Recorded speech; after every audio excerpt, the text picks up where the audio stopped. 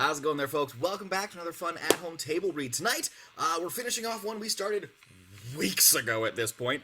The back half of Phase 3 of the MCU. We got 5 movies to get through tonight. Should be a very fun read. So let's jump right into introducing ourselves. I'm Hunter, the action description, etc. Hello, I'm George, and I'll be Chris Evans. I'm Logan. I'm going to be Robert Downey Jr. I'm Curtis. I'm going to be Chris Hemsworth, Samuel L. Jackson, Chadwick Boseman, and others. I'm Chelsea. I'll be ScarJo. I'm Eric. I'll be Josh Brolin. Hi, I'm Anne, and I will be Benedict Cumberbatch. And I'm Jen, and I'm Madame Cheese. All right, well, Curtis. Or sorry, not Curtis. Hunter. I don't know what's going on already. Anyway, someone start action description. Someone take us away. Fade in. Interior hell cave of sparkly 3D embers. Chained up Chris Hemsworth is being taunted by fire demon Clancy Brown. Wahaha! Once I place my crown in the eternal flame, I shall grow enormous and invincible and destroy Asgard. Well, thanks for explaining. Our entire plan is ever killing me, and wow, we did that cliche toad straight, huh? Anywho, verily. Don't worry, that's pretty much the last thing we play totally straight in this whole movie. Now fight! Chris uses lots of cool hammer tricks to frag Clancy and get his crown. Then he uses even more hammer tricks to defeat tons of demons and still even more hammer tricks to fend off a giant dragon until interior Bifrost control room. Chris is brought back to Asgard. Whew, that was close. Lucky I had my trusty Mjolnir. I'm sure that barrage of hammer stunts is only a portent of even more to come. We weren't giving it a last hurrah or anything. You didn't see the trailer, did you? Sorry, I was a bit late with the Bifrost. I was busy trying to impress some dames. I figured that randomly salvaged crap pile in the corner would be way more exciting than plunging a giant sword deep into the control slot to unleash a huge pulsing beam of throbbing energy. You understand? Exterior Asgard, Royal Outdoor Theater. Chris arrives triumphantly, toting Clancy's crown. Everyone relax. This won't be combined with the Eternal Flame, which will destroy all Asgard. Now, if somebody was stored about 6 feet away from the Eternal Flame, keeping both items on Asgard itself, if you please, that'd be awesome. It's so badass that a random clumsy accident can instantly fuck a whole planet dead. Chris finds Anthony Hopkins watching a play depicting scenes from Thor: The Dark World. Like people are gonna fall over themselves for a chance to see that again. Yes, it's me. But using a silly voice with a wig and filmed from an odd angle, so it's easy not to recognize me at all. Wink. Whereas I am so much more recognizable, and I did such a fine Merlin. Fuck you very much. No, Chris has returned, just in time for our Tom Hiddleston fan club meeting. This week's topic is Tom Hiddleston, God or Legend. Care to join us? Wait a sec. I sense that this is so-called Hawkins is in fact Tom Hiddleston. Oh my fucking finally! I started subtle, I swear. Dropped little hints, got small details wrong. Then after a month, I'm singing shit like, should I sing this Schubert art song in a high key or a low key? And still fucking nobody is cluing in. So finally I'm like, fuck it. And building giant golden Loki statues and commissioning plays on how Loki is so fucking awesome and prancing around, whoring and drinking. And even then, I shit you not, these assholes are all gosh, Odin sure is being mischievous ever since Loki, the god of mischief and illusion, died. Wow, that's a whole lot of mischief for that Odin there, I tells you. Dorp the dorp the dorp. How did you fucking morons ever conquer wiping your own ass? Never mind 9 fucking rounds.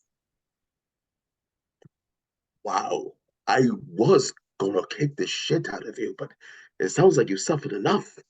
Take me to the real Hawkins and we're good. Exterior, New York City. Chris and Tom are outside a rest home being demolished.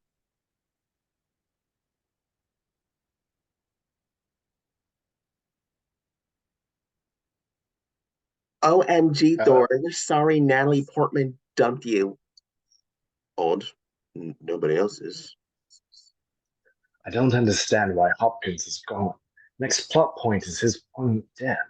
If he'd just been here, we could have got on with the story. So why would? Oh shit! There's gonna be a extraneous cameo. Interior Sanctum Sanctorum. Chris sits across from Benedict Cumberbatch. Thanks for not teleporting me like you did Tom, but instead leaving a business card so I could walk all the way over here and waste precious time.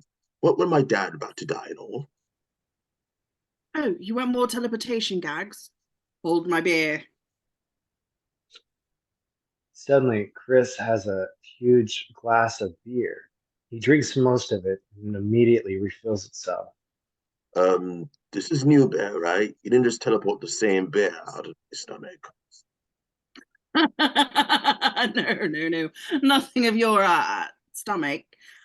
Look, just pretend it's Bud Light and you'll be fine. Yeah, off we go. They teleport all over the goddamn sanctorum and finally don't.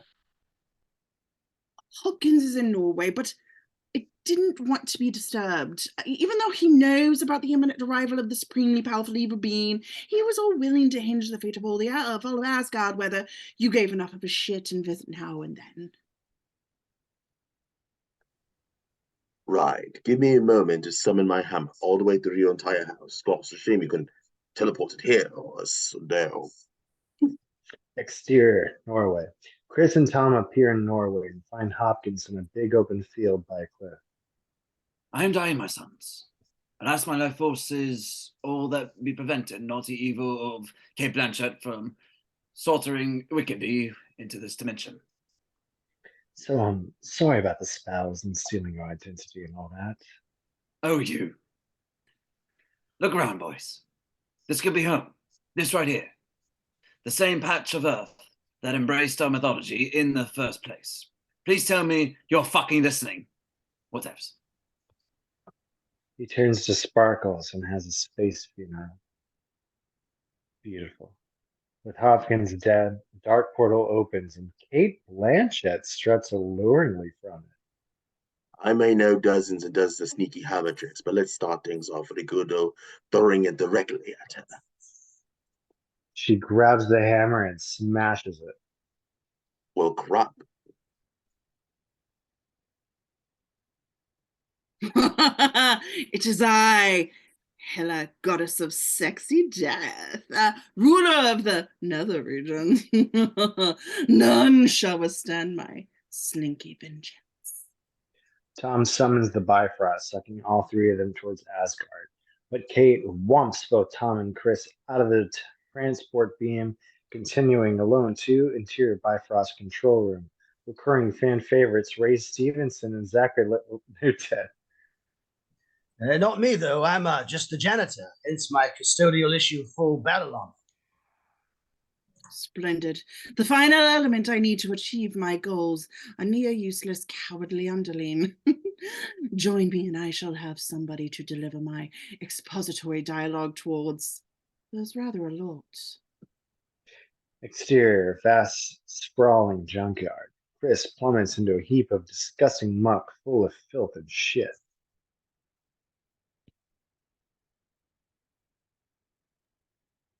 Ah, why is the god of lightning so vulnerable to electricity attacks?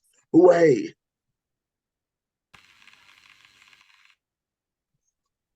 Could be worse. Could have landed in the human show. Ugh. Got him. Group of scavengers capture Chris with the zappy energy thing. Luckily, drunk Tessa Thompson arrives and murders the scavengers, only to recapture Chris with another zappy energy thing. Ah, why is the god of lightning so vulnerable to electricity attacks anyway? It's more like a poison thing. Anyway, exterior Asgard. Meanwhile, Kate seductively threatens the palace Asgards with sultry talk of endless total domination of planets.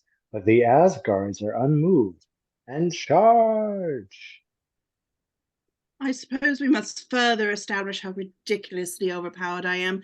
Look, I shoot infinite swords and blades. I could take being stabbed right through the gut, no problem. And I can wear this elaborate antler helmet without it snagging on anything or anyone trying to pull me down by grabbing it.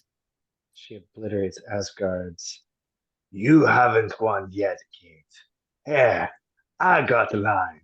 That's at least better than Ray or that. Oh, and he's dead too.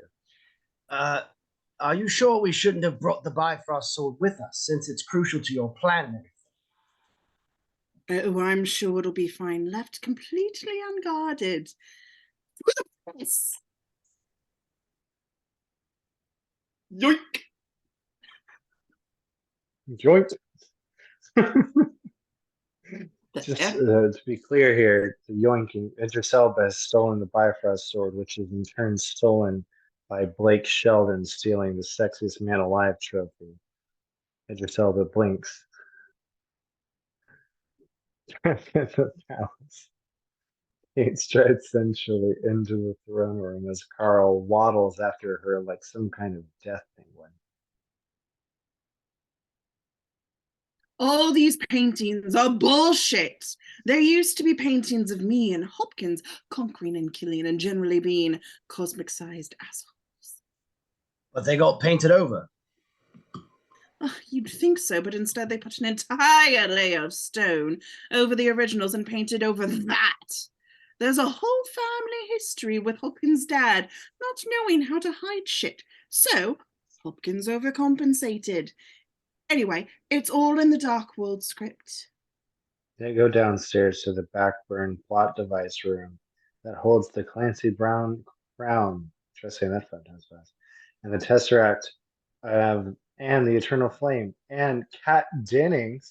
Beneath that, Kate reveals a tomb full of dead warriors and a dead giant wolf that she revives, foxily. Yes, these undead, brittle skeleton warriors are much better than if I revived the muscle and flesh having dead warriors I just created upstairs. Interior, Jeff Goldblum's Willy Wonka planet. Meanwhile, captured Chris is brought before Jeff Goldblum, playing beloved Marvel character Outer Space Down to Fuck Man. Greetings. You're gonna fight my champion for my planet's amusement. Tom here too, but he crashed in the nice part of town and he smiled and winked. So he's an honored guest. Goldblum throws Chris into the Gladiator Holding Donut, where he meets fellow Gladiator and director of the film, CGI Taika Waititi. Hello, I'm Korg. These are my fellow gladiators, Roland, Moog, and Cassio. I'm made entirely out of prog rock. Suddenly, Hollow Loki appears. Fuck off, Tom. I'm still angry with you about causing Dad's death. As long as you're over me causing Mom's death. I mean, it was a whole movie ago. But I have a plan that will save us in a few months. So if you don't mind killing a bunch of innocent prisoners in the meantime. Fuck that. We don't have time to waste off just spinning our wheels. This isn't Netflix. Chris gets taken to the backstage gladiator weapons area and spots Tessa at the adjacent bar because where else would you put the bar? Although, to be fair, this planet probably has bars inside the bathrooms of other bars. OMG, your tattoo. You are a Valkyrie on Asgard. I always wanted to be a Valkyrie growing up until I learned that they were all Women. dead. I wonder who I thought killed them, since I never knew about Kate Blanchett until yesterday. Well, I'm not helping you save Asgard. I've important getting shit-faced to do. Besides, you're not going to survive Jeff's champion anyway. I can't wait to see who this champion is, the way you're building up to it, and being so coy as to his identity. There's some big, shocking surprise reveal coming up. You really didn't see the trailers, huh? Oh, the posters, why? Chris prepares for his inevitable encounter with the dread-inspiring figure that strikes terror in audiences everywhere. But then the Stan Lee cameo ends and Chris braces himself for... Surprise! Part of Planet Hulk movie exists after all. Best Hulk could hope for, really. Hulk Ruffalo beats up Chris, but then Chris beats up Hulk Ruffalo. But then Hulk Ruffalo beats up Chris. Wait, the General Hawkins allowed me to unleash my thunder lightning powers. Take that! Well, now I know my storm powers are an interesting part of me. That's going to be a huge help from this moment on. Wow, the crowd's really loving Chris. Even if he wins his freedom, it'll still make future fights more exciting. Since we've shown Hulk is beatable, suspense is good for business. Or maybe people will be even more invested in the sport if I brazenly and openly cheat. Calls a Foul! phantom foul, ignores blatant goaltender interference, and then just zaps Chris. Oh, come on. I am literally using my lightning powers at this very second. How is this working? Like it affects his nerves? I don't know. Interior Hulk apartment. After a few hours to recover from his massive internal injuries, Chris regains consciousness. Hulk fights out to the death. Why am I alive and in the champion's quarters instead of dead or at least thrown back into jail with CGI Taika and the Gladiators currently sitting at number 137 on Billboard 200? Actually, Hulk get to play marry, fuck, kill. With anyone Hulk defeats in arena, Hulk just always chosen kill before. Ah, so you pretend to pick another option to help me out because we're teammates? Sure, let's go with that. Anyway, Hulk arrived by falling out of crash landing Quinjet, which is strangely sitting perfectly undamaged over there. Awesome. Can you invite Tessa over so I can pickpocket the Zapper remote off? I will need to be standing within a foot away to pull that off. This happens and Chris escapes to the Quinjet. However, Hulk Ruffalo follows and begins trashing the jet until Chris plays a video of Scarlett Johansson. Ah, Hulk see video of woman Hulk love has profound effect on Hulk. Hulk deflating, getting smaller, softer. Oh shit. Honestly, this has never happened before. I swear, I'm just tired. Give me a minute. Interior. All on solid Goldblum. Tom and Tessa are summoned by Goldblum and his right-hand woman, Rachel House, who, by the way, fucking rules. I got on for the wilder people. We need Mark and Chris back at once, so we're asking you, the only people on this planet who might possibly have a shred of loyalty to the escaped prisoners, excusez-moi, to go get them. In the hallway outside, Tom and Tessa begin talking while fighting, since regular plain talking is for lamoids. Ooh, you may be the better fighter, but what if I make you relive a traumatic moment? Memory. The day Kite Blanchett murdered all the Valkyries, including a blonde one that sacrificed herself for me while giving a meaningful look. Someday I'm sure we'll be bold enough to just say gay or bisexual, but until then, subtext it is! What the fuck, Tom is still here? He had forever to get away. She knocks out Tom. Exterior, the colorful, bustling streets of Goldblum. Mark and Chris try to lay low while somehow managing to be conspicuous in a crowd, including every color and shape of being and existence. I'm glad we found some of Downey's clothes for me to wear, but man, are they tight. Especially these pants. They are so very, very uncomfortably tight.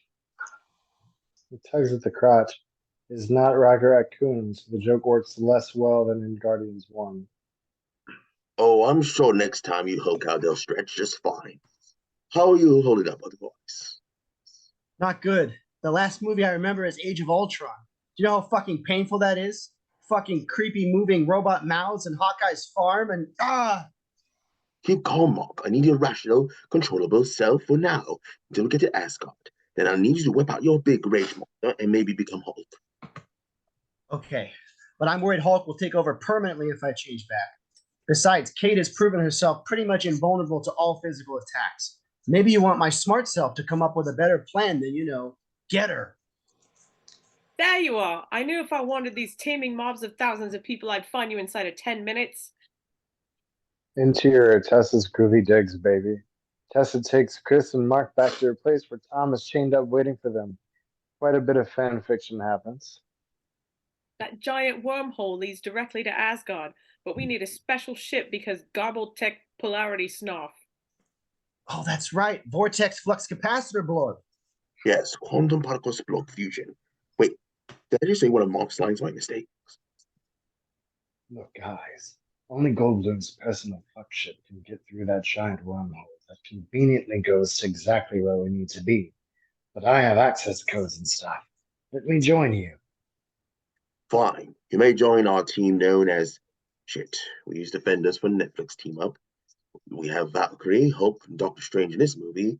We should be the goddamn Defenders. And Netflix Defenders even include Hellcat, who was in their shows and was in actual Defenders comics. And okay, the team name thing.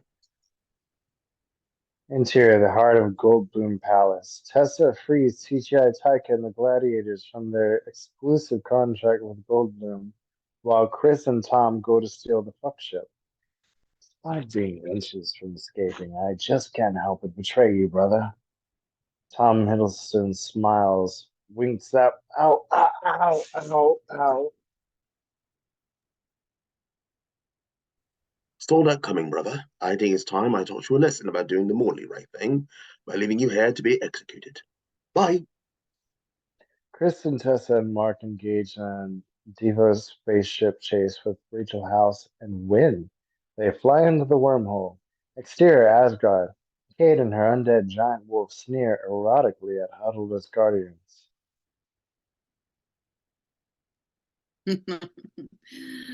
I know Idris Elba has hidden many, but not all, of you somewhere on Asgard.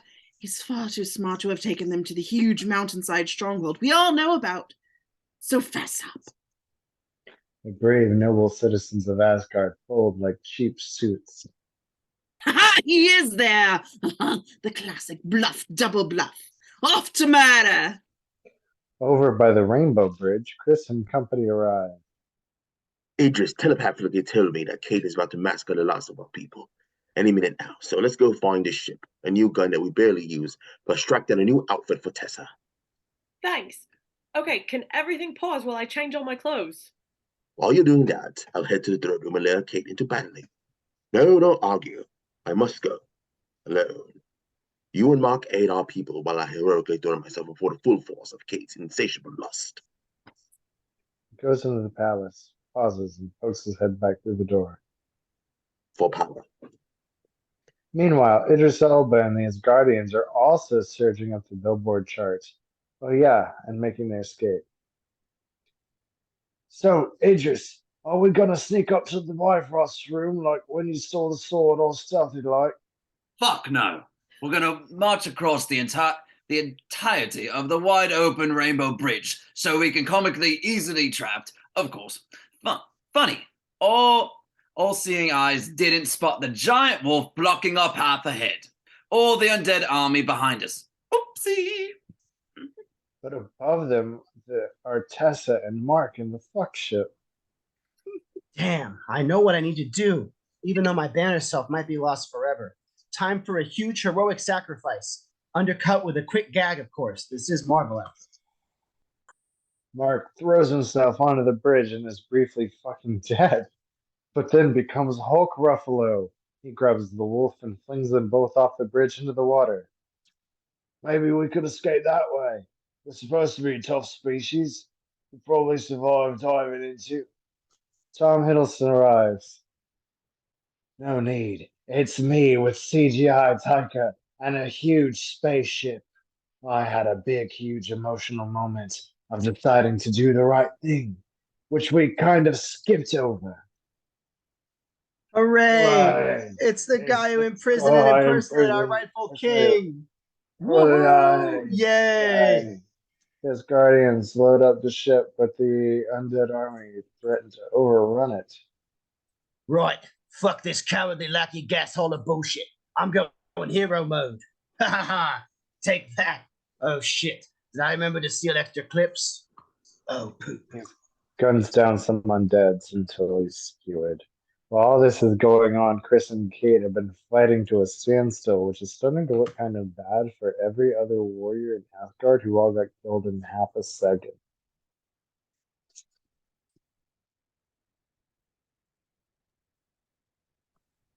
Bam! Took out your eye.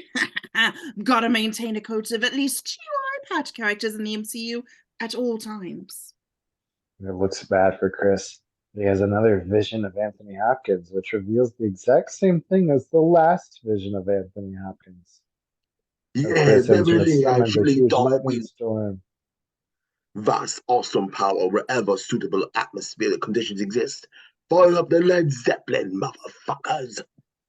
He blasts Kate and frags the undead army.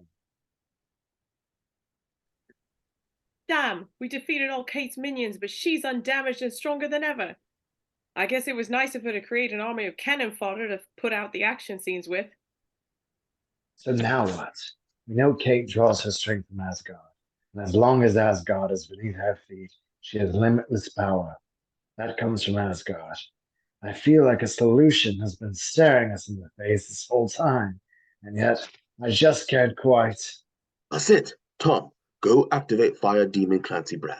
And if you happen to see any ongoing plot MacGuffins down there, let me snag those too. Otherwise, I have a sneaking suspicion the Infinity War might be over before it starts.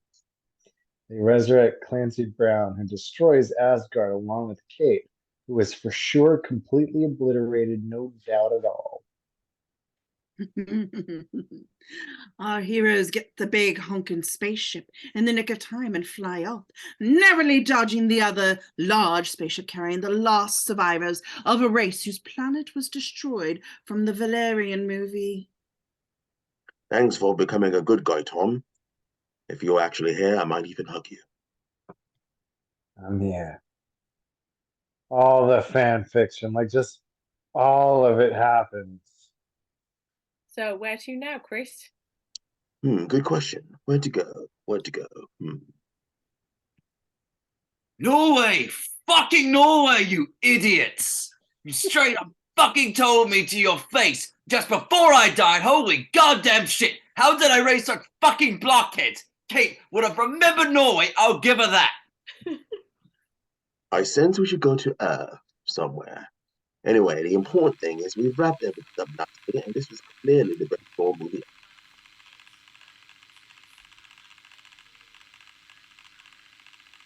Oh, should we take a moment to remember Ray and Zachary and Tadanobu, your lifelong good friends who were just killed? And do we want to acknowledge Carl Urban's epic face turn at all? I'm available to reenact his death now that we know Tom's alive. Why the fuck has Jamie Alexander been this whole time? Anyone know? Is she okay? Also, is Banner gone forever? And is Hulk permanent now? And wait, didn't Hulk get majorly stabbed by the giant wolf during the final battle? That's a good point. What is your character called anyway? I mean, Valkyrie was her title. It's odd we've never mentioned your actual name, and still haven't. Best Thor ever. Yeah, this isn't a sign of bad things to come. And exterior mid-credits bonus scene, outer space. Chris and Tom are hanging out on the ship. Dum-dee-dum. Oh my god. Hey, you guys! And exterior post-credits bonus scene, junkyard outside the city of Goldblum. Jeff is cornered by an angry, raging mob. Okay, I give up. I shouldn't have rigged it for Blake Shelton. Bad choice. I was bribed by Gwen Stefani. Happy now? Well, there it is.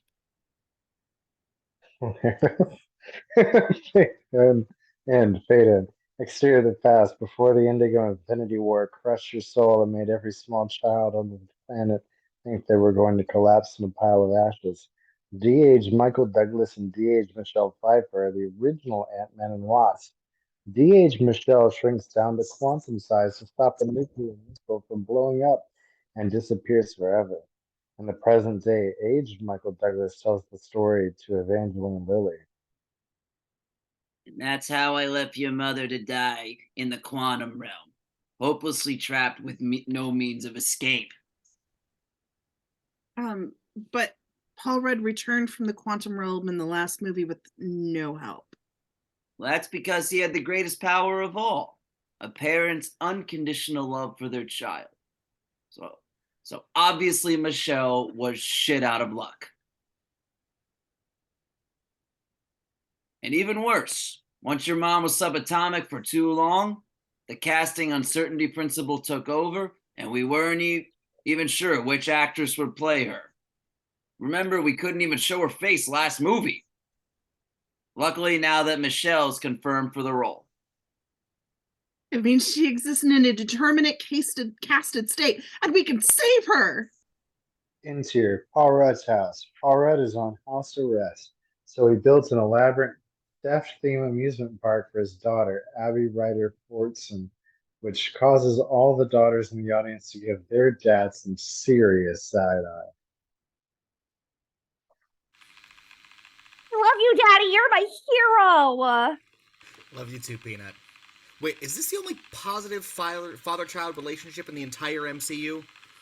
Black Panther's dad was a kinslayer, Hulk's dad was an abuser, Star-Lord and Gamora's dad were mass murderers, Thor's dad imprisoned his own daughter, and both Iron Man and Evangeline's dads are pricks. Well, you left out the part where you helped, you were a convict who helped blow up an airport in Germany with a bunch of superhuman terrorists you barely knew. Child, please, that just makes me an even cooler dad. Well, hi, Paul's ankle bracelet is triggered, causing his house to be raided by Agent Exposition Randall Park. He sums up the events of the Civil War clumsily and has no further purpose. What? No, I have tons of purpose. I'm the jagged cop trying to keep Paul away from his freedom for eternity.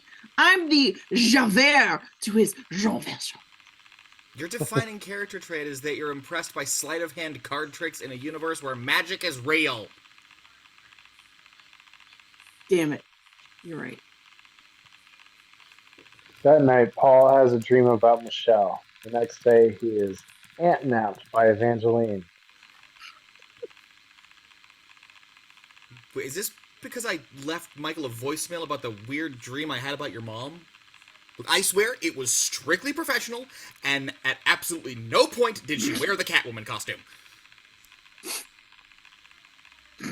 Oh shit, no, I can't leave my house with my ankle bracelet. It's okay, I put the bracelet on an enlarged ant that I trained to mimic your daily routine. It's really lucky for us there is zero video surveillance on or inside your house. Does the ant also mimic the 2 straight hours I spend each day furiously masturbating? Especially that part. But what if Randall randomly stops by or calls? Wait, are we in a Hot Wheels car? Won't we get smushed? You know, that's how these movies work. You know, even though the smallified van loses all of its weight, it maintains all its integral strength because morbol blaborbity glorb. The fact that it still matches speed with regular-sized vehicles means the engine becomes hypercharged at tiny size, I guess. They continue to drive through traffic in toy car form because Evangeline has a death wish. Interior, Douglas Lab. Evangeline brings Paul to see Mike. Welcome to my secret lab, which appears to take up exactly 1 floor of this enormous office tower. I suppose it would be less conspicuous as a single-story building with one full size, but that would weaken our many hilarious moments of whoop, it's huge, and whoop, it's small, and so forth. So how have you guys been since Captain America Civil War, anyway? We're still angry that you turned us both into fugitives since Michael built the Ant-Man suit and I'm related to him. Couldn't you have just said that I stole the suit from you? Well, now I see where she gets it from. You think your dream means you're quantum entangled with Michelle, because while you were in the quantum realm, the quantum field from your left quantum got quantum with your hippoquantum. Quantum. We're saying quantum a whole lot. How about in the actual movie, I just make a joke about it, and then you can keep using it all the damn time, and it'll be meta. I like the way you quantum. Anyway, to get her back, we'll need the plot magic in your Ant-Man suit. But you made that suit. Can't you just make a new suit? I did, but it's somehow crappier and comically unreliable. Where's the original Ant-Man suit? I'm gonna say I destroyed it like you asked, because saving Michelle is less important than you not being mad at me. Michael shrinks his entire lab building down to MacGuffin size and takes it with him. I'm building a shrinking tunnel from a repurposed Time Cop rocket sled and old Christmas lights, so I can rescue Michelle all Fantastic Voyage style. But there's a crucial missing part I need to buy from Walton Goggins, who's taken over from Sam Rockwell because fuck Iron Man 2. It sounds good. While you guys go do that, I'll be at home in case Randall Park shows Interior, Shea Walker. up. Wait, what am I doing here? I made you a superhero and I let you date my daughter. The least you can do is watch me watch Evangeline buy the part I need. While Paul and Michael do surveillance from a van outside, Evangeline meets the Walton Goggins like bad guy Walton Goggins. Instead of selling you the part, I have decided to double-cross you and steal your shrinking tech. Can't see him. I can make you the size of a raisin and step on you, and your plan is to threaten me? Well, when you put it like that. Evangeline walks away and returns literally 10 seconds later in her badass wasp suit. She begins randomly shrinking and enlarging herself with pinpoint precision. Wait, how am I doing this? Am I controlling my suit with my mind? I'm not even pressing a button like Paul does. Oh, how the things. She flies around and beats up a bunch of heavies.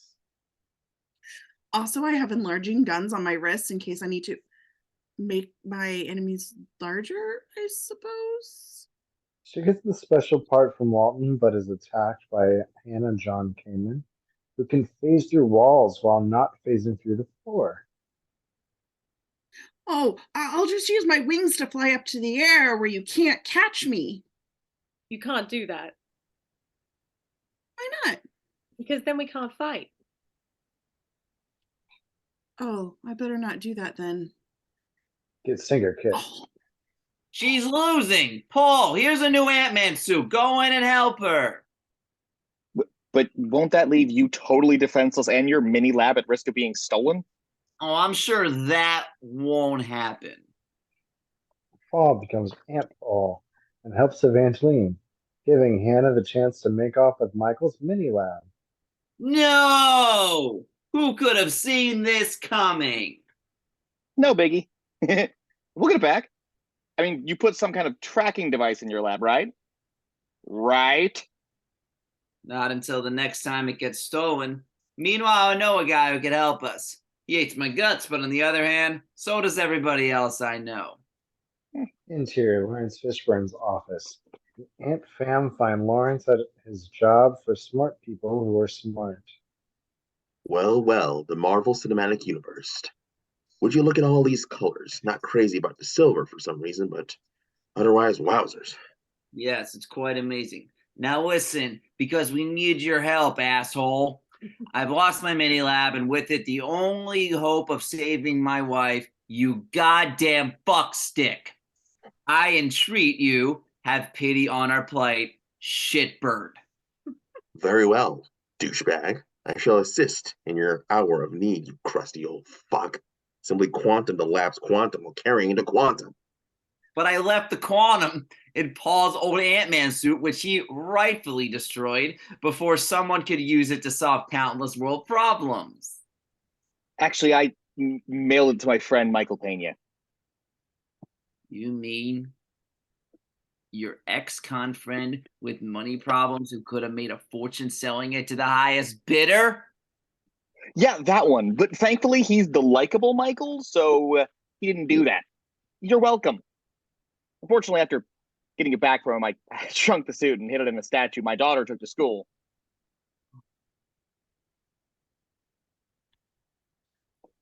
All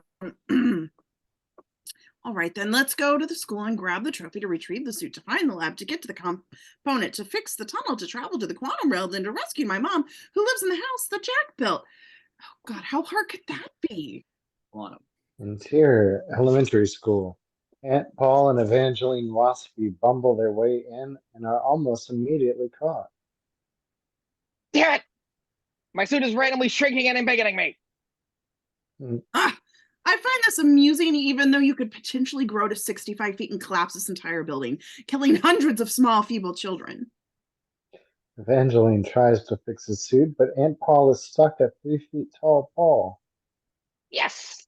The perfect height to blend in as one of these feeble children. I almost just killed. Yeah. Is this some kind of karmic retribution for all those Mac and Me pranks? I love those. They get Paul's old suit along with several juice boxes for extra nutrition on the go, and use the old suit to track down Michael's lab. Interior Hannah's hideout. The Ant fam confer on their next move. All right, so we know Hannah can phase through walls and kick our asses, so let's come up with a plan to minimize the outcome. Or we could just walk in and get immediately caught. Sure, that sounds like fun.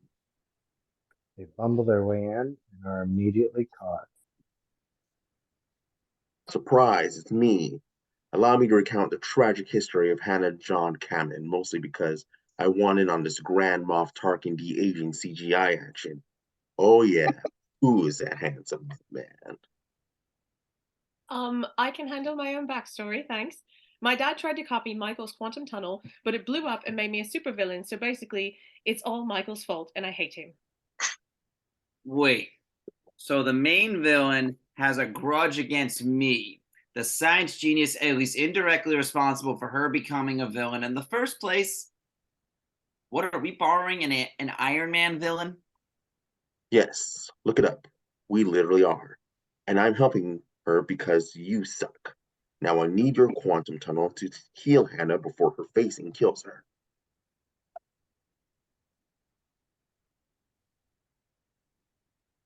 Computer doesn't want to work. But that will kill my mom. Wouldn't it make it more sense to work together to save Michelle and then save Hannah? Yes! Look, for all we know, saving Michelle could conveniently save Hannah as well. Bullshit. Michelle's dead. The odds of her surviving in the quantum realm for 30 years is as likely as James Gunn receiving a Kid's Choice Award. Wait, what are you talking about? Did something happen to James Gunn? Is he okay? He begins having a heart attack. Oh no, he's dying. Help him. His medicine's in that small tin full of embiggening ants. Of course, I'll just open it and then wait. In beginning ants? Laurence and Hannah are attacked by giant ants, allowing our heroes to escape with the lab. Damn it! Well, I'm sure Paul will return to the lab once I kidnap his daughter. No, I forbid it. Threatening Abby is hereby off limits, and that goes for Walton Goggins and the FBI too. Only family-friendly villainy allowed. You're such a killjoy. Interior Michael's lab. The gang tries to contact Michelle in the quantum realm when she suddenly begins to possess Paul. Michael, Evangeline, my darlings, look, I'm still alive, and there is a time and a place where you can find me. I've marked the location on Google Quantum Maps. That's great. But where the hell did you get the ability to implant psychic remote controls in people's brains? Oh, well, I guess being in the quantum realm for decades gives you magical powers? Yeah, let's go with that. But the crazy thing is, that's probably what we would have put in this script anyway, like as a joke. But in this instance, the explanation turns out to be entirely accurate. So let's fire up that quantum tunnel so I can get my mommy back. Unless Paul accidentally reveals where we are to Hannah, totally fucking everything up, just like I did that line. Whoops, I accidentally revealed where we are to Hannah. Totally fucking everything up. I also tipped off the FBI and Hydra and Roxxon and the Hand and AIM and... Okay, look, in my defense, Hannah got our location from Pena, and I had to tell him our location because our entire business is useless if I'm not around. Which makes you wonder what the fuck all those other guys do. And I've got to dramatically rush home before Agent Park gets there and revokes my visitation rights. And then go avoid losing your daughter forever, you selfish bastard. God! I wouldn't even be in this mess if you just let your best friend go bankrupt, you self-centered, egomaniacal shit. Paul leaves, but Michael and Evangeline are nabbed by the feds. An FBI goober dude tosses the shrunken lab into his truck, but Hannah knocks him out and grabs the lab roughly, whisking it away. I sure hope everything in that lab is bolted down. Interior, Paul Rudd's house. Paul broods over his epic incompetence. Abby Ryder Fortune. Oh. She speaks. Dad, you need to get up off your sorry ass and go help your friends. But if I do that, I risk being separated from you forever. That didn't stop you from blowing up that German airport with Captain America. Yeah, but have you actually seen Chris Evans in person? I mean, I'm not gay or nothing, but if he asked me, I would totally suck that guy's dick. Same, but I don't want Chris to be my fucking stepmom. I want Evangeline! All right, it's like I better rehash the prison escape scene from the first movie and save her and Michael. Interior, FBI building. Michael and Evangeline are being detained while the FBI search for an appropriately obscure back catalog character to come interview them. We can't wait for Paul. I'll use a shrinky disc to shrinky dink that one to a specific wall, since the disc will magically know when to stop and not simply shrink the entire building around us and squish us instantly dead. But just then Paul Rudd and the ants arrive to provide costumes and effect their escape. Then they use a tracking device to find Michael's lab. Exterior, vacant lot containing Michael's lab. We're going to need some serious help taking down Hannah and Laurence, so I called in Michael Pena, who has no powers or special skills whatsoever. But I have comedic charm. Why the Avengers aren't twisting your arm to join them is beyond my comprehension. Yet Paul distracts Hannah while Michael uses his incredible shrinking sub to go into the quantum realm to rescue Michelle. Alas, who should arrive but... Aha! There you are. Seize them, my endless supply of Goggins goons. Oh no! Time to shrink the lab to briefcase size and have a big car chase. Really? Like every other MCU movie has a big epic car ship chase. This one actually has to bring in something entirely new to the table.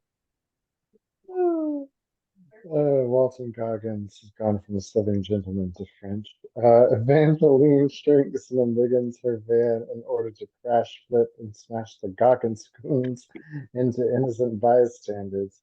Then she throws an indignant Hello Kitty Pez dispenser at the bad guys, which, let's be honest, is the scene that sold half the audience on the movie. Yeah, that should do it. Meanwhile, interior, the quantum realm, Michael continues to shrink tinier and tinier until he encounters some tardigrades. Are you at CBS? Tell them that we're not settling. We'll sue Star Trek Discovery into the fucking Stone Age if we have to. No. I'm just looking for my wife. Oh, in that case, keep shrinking until you reach the quantum void, head past Quantum Leap, and then make a left at the space-time continuum. Thanks. Welcome. Michael shrinks down to super duper microscopic size and eventually finds Michelle Pfeiffer. You're alive. Are you wearing a jacket? Where'd that come from? And is there an endless supply of makeup down here or what? You look beautiful. Turns out even the subatomic realm isn't immune to quantum gentrification. Here, have a Starbucks. Actually, yeah, exterior is San Francisco. The Peanut Peeps fight the Goggins goons. Hannah fights Paul and Evangeline. But suddenly, Paul's suit malfunctions and Small Rudd becomes Tall Rudd. Paul starts getting dizzy. Sorry, Small Red, Tall Red. Oh no, he's too big! That's what. Jeez. You think?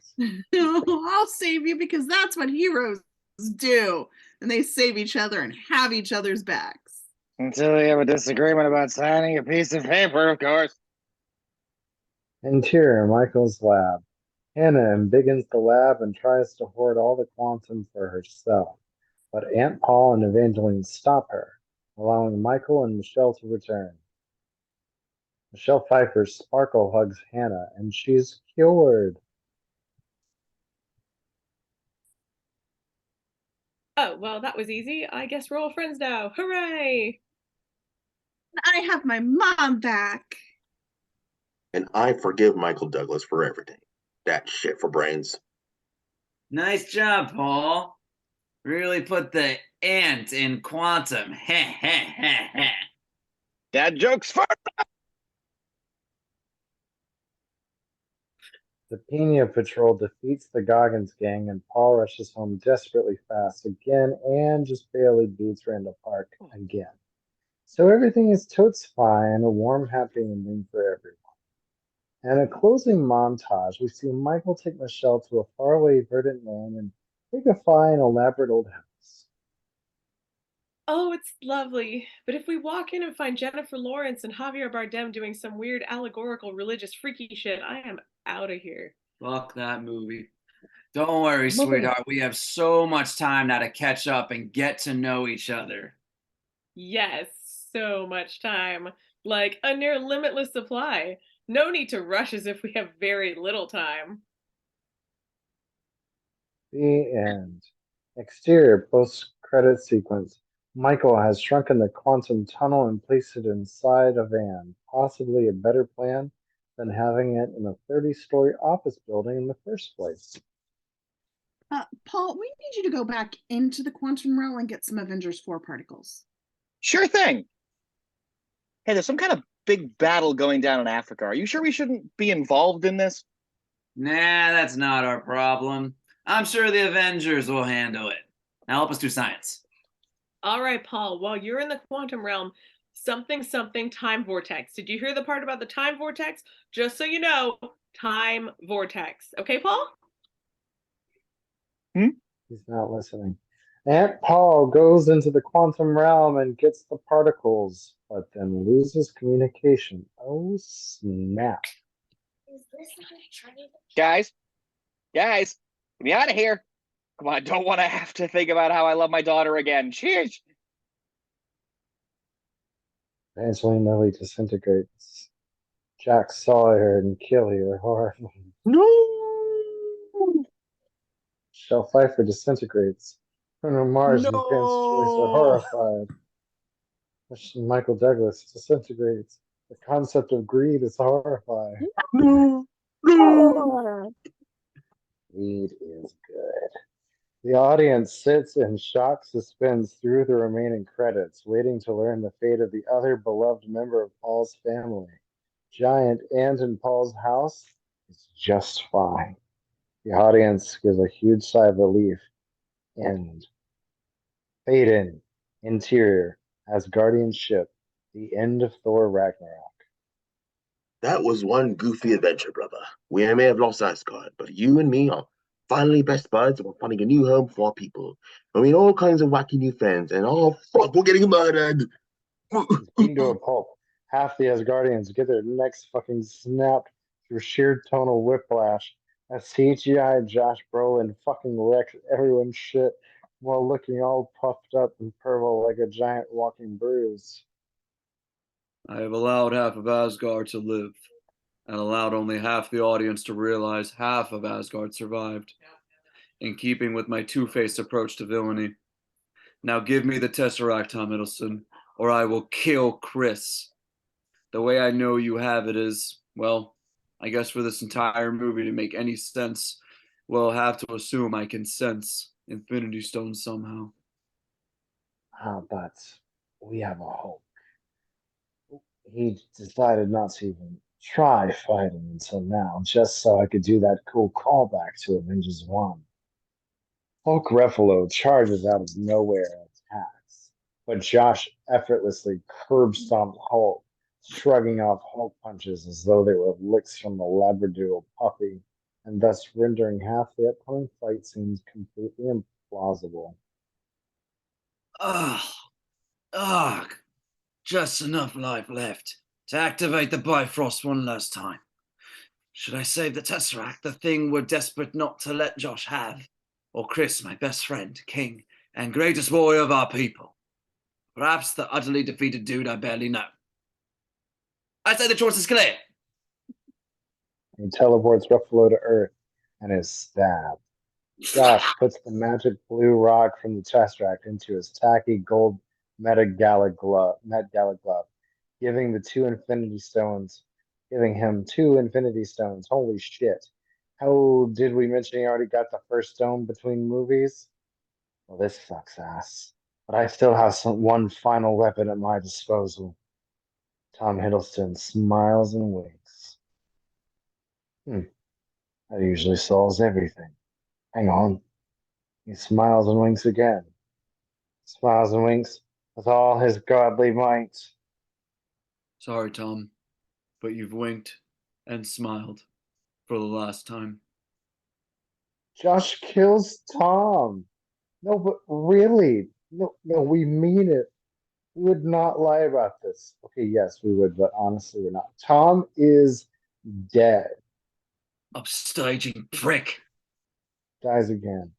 Josh's minions head to Earth and Josh fucks off to somewhere else. Actually, nowhere.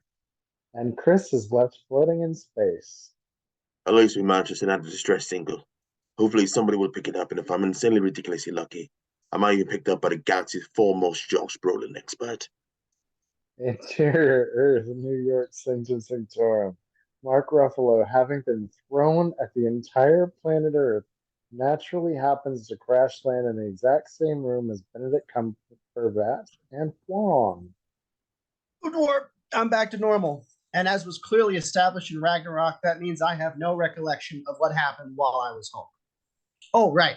What I meant was Josh Brolin's coming, you guys. Shit's getting real.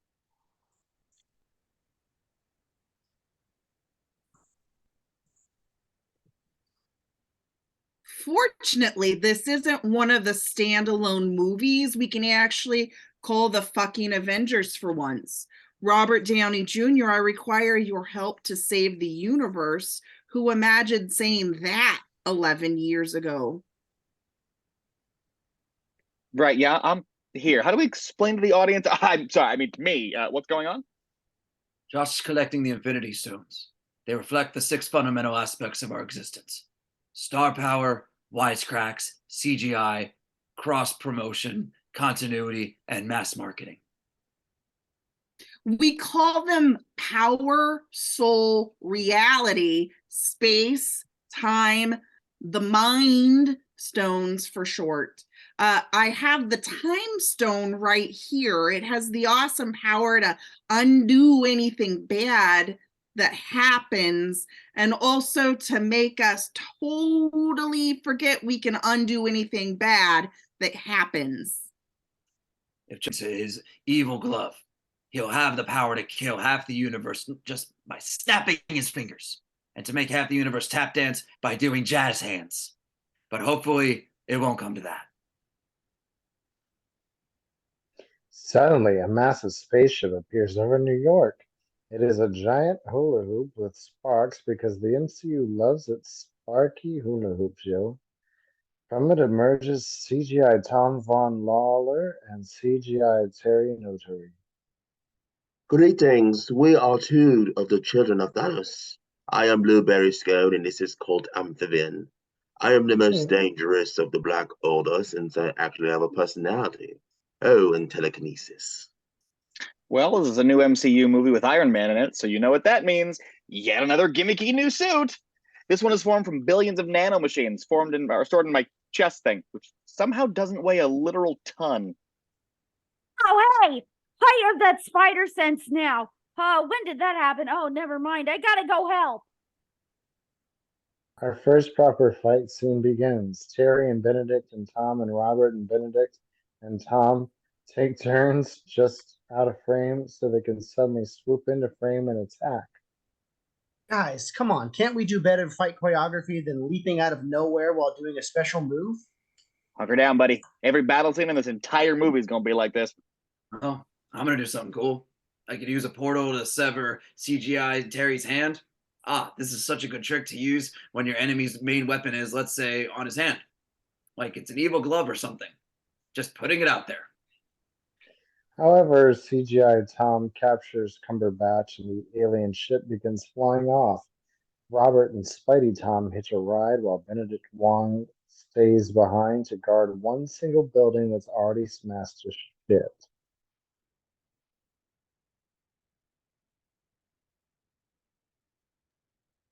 Damn it, Robert, you get back here right this minute. I know we're not even married yet, but I'm diving right into the nagging wife stereotype. Sorry, babe. If I don't make it back, I know you'll get by somehow. Gwyneth Paltrow launches new Infinity Stone themed line of badge steamers and Kegel accessories. That's my girl. Exterior, the Guardian spaceship. Meanwhile, Chris Hemsworth is found by Chris Pratt, Zoe Saldana, Dave Bautista, Bradley Cooper, Palm Clementif, and Vin Diesel. The Guardian spends some time perving on unconscious Hemsworth and then finally wake him up. Well met, new allies. We'll need all the combined might we can to possibly muster to defeat Josh.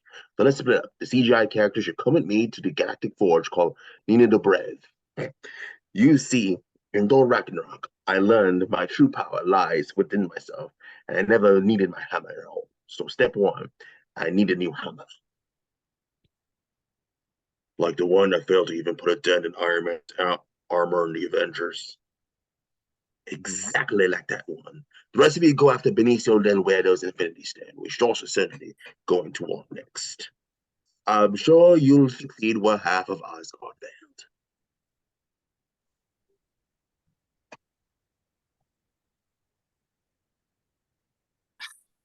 All right, we'll go. But Chris P, I have a secret information that Josh needs for his evil plan. So if I'm captured by him, you better promise to kill me.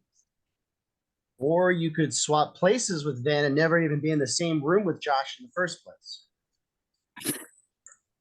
What? Thwart the main villain right here and now and short circuit the whole plot of the movie? Fuck that!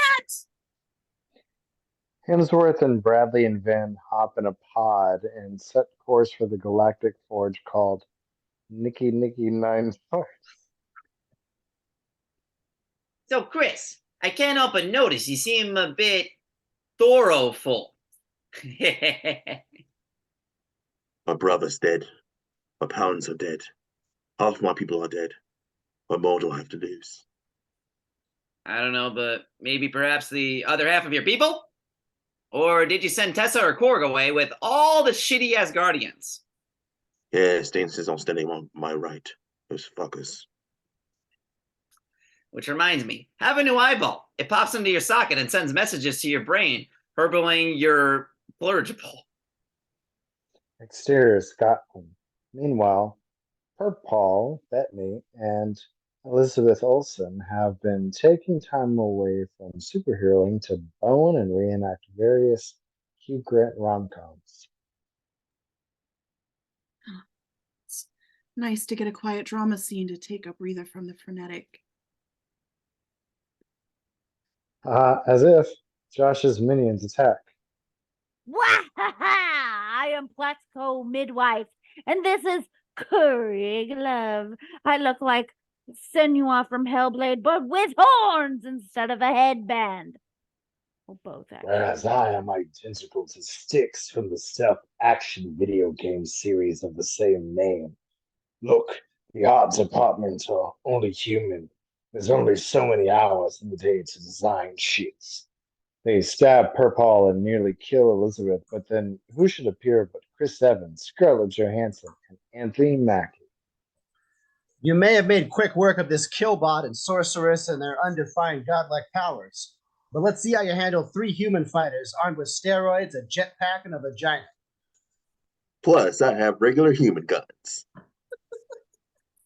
Wait, whatever happened to my wrist zappers? Oh, fuck it.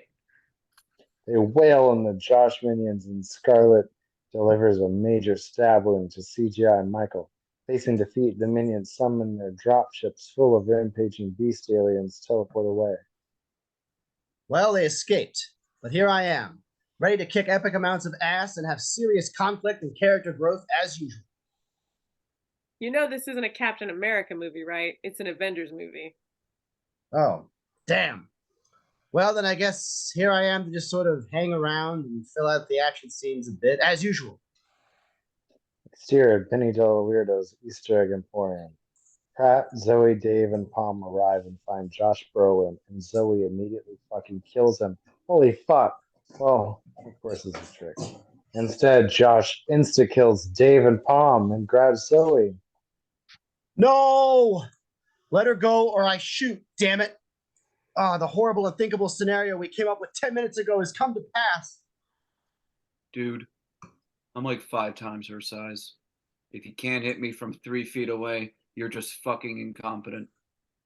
Josh turns Pratt's gun into a bubble gun and then teleports away with Zoe, having messed with Pratt's head just to be a dick. Whew. Luckily, getting turned into Lego blocks was a through and through. I'm fine now. And I'm unspaghettified. So was that like an illusion? It only looked like we'd been horribly murdered to ourselves? Or was that reality? In which case, how the fuck did we survive? Interior, Earth, the Avengers compound, which if you're an international fugitive, you can just waltz into apparently. Team Captain America arrives and finds Don Cheadle there. Oh hey, haven't seen you guys since Per Paul Bettany lasered my spine and I lost use of my legs. How the heck are you? Get in here! Did you bring Hawkeye and Ant-Man too? Of course not. Who needs stupid Hawkeye anyway? What's Small Rug gonna do? Make the Infinity Gauntlet 50 feet tall so it's impossible to snap the fingers? Shrink it to a subatomic size so nobody can ever find it? Wait a damn second. Yes, sadly, Ant-Man is unavailable for this conflict. And there's no way the impending death of half the universe could be made a higher priority than his house arrest.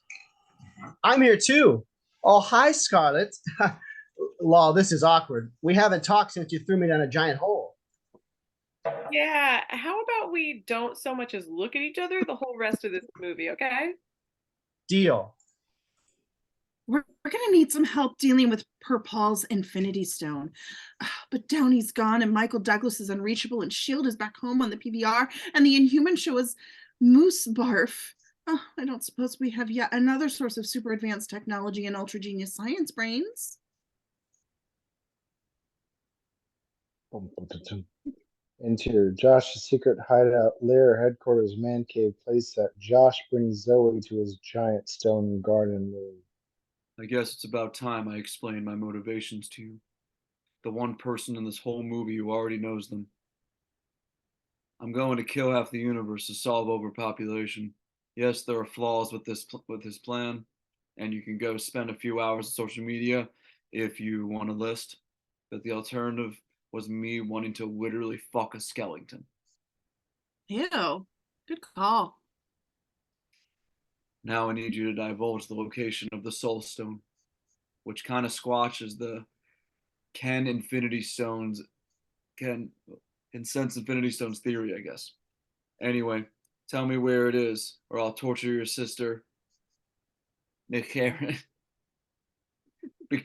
Gillen, who I'm already torturing, but I'll do it a bit worse. I'm slightly more disassembled than before. Dantooine! It's on Dantooine! I mean, Mjolnir. Josh takes Zoe and leaves. Damn, if only there had been some means to escape. She instantly escapes. Well, that's embarrassing. Exterior, faraway Prague rock concept album cover art planet. Josh and Zoe climb a mountain to meet a shadowy figure who is, in fact, Hugo Wheat. Ross Mark One. Surprise! It's me, the Red Skull, exactly as you saw and heard him in Captain America. Audience, if you can do a passable Robert Downey Jr., send your resume to the website at the bottom of the screen. Yes, this is the future. Bad news. Unlike the other stones that don't give two flying fucks who use them, the Solar Stone is on some kind of secret trip, and it has certain demands. You must sacrifice someone you love to get it. Well, that's handy. I only love one person, and she happens to currently be standing 4 feet away from me. Seriously, this is one humongous piece of luck. Zoe tries stabbing herself, but her knife becomes harmless soap bubbles. Instead, Josh hurls Zoe off the mountain. You expect this fall to kill me? Did you not see the kind of insane punishment I was able to shrug off in Guardians Volume 2? She goes flat and dies. Well, this is some bullshit right here. Josh gets the Soul Stone. And so, my long vigil has ended. What plan does fate have for me now, I wonder? Walking Dead is renewed. Fuck. Interior alien donut ship. Robert and good Tom enact a sneaky plan to save Cumberbatch from evil Tom. Not so fast. I've demonstrated such power and ruthlessness so far that it will surely require an epic shudder to finally defeat. He's fired into space. Kinetic powers could propel himself back onto his spaceship somehow. Carrie Fisher face bombs.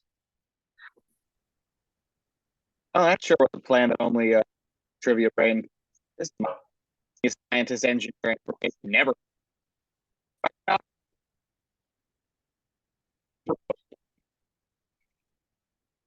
Oh my gosh, you sounded so robotic, but so that's my character arc from Homecoming. Just, it's fucking shit then. Okay, then cool. Exterior type. Robert, Spidey Tom, and Cumberbatch crash land on Josh's home planet of Titan. Then Tom show up, having gotten a space voicemail from McCarran Gillen. Hey, you know how the Avengers movies always find some excuse to have the heroes fight each other? Well, this seems like as good a time as any. They fight. Wait, guys, we're on your side.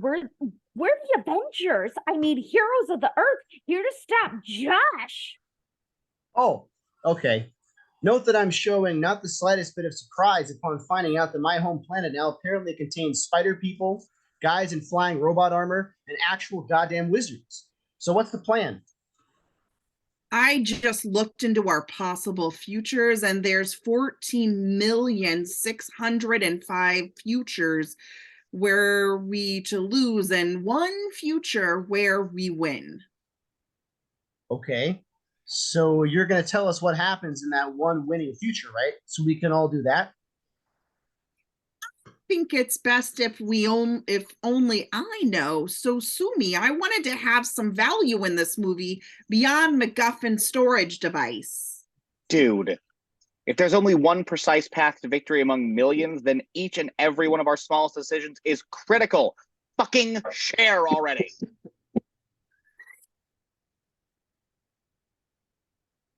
Well, shit, fuck him. We're gonna need all our energy to fight Josh, so I'm gonna eat this protein bar that I found in my suit. It's mostly Gatorade. What?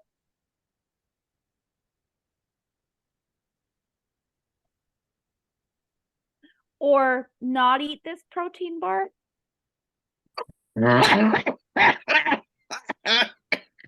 Or eat half this protein bar?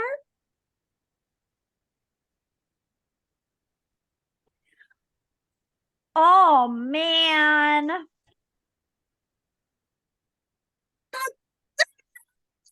Oh. Interior galactic forge called Never Give Up, Never Surrender. Hemsworth, Bradley, and Ben arrive at the forge and find 20-foot tall Peter Dinklage.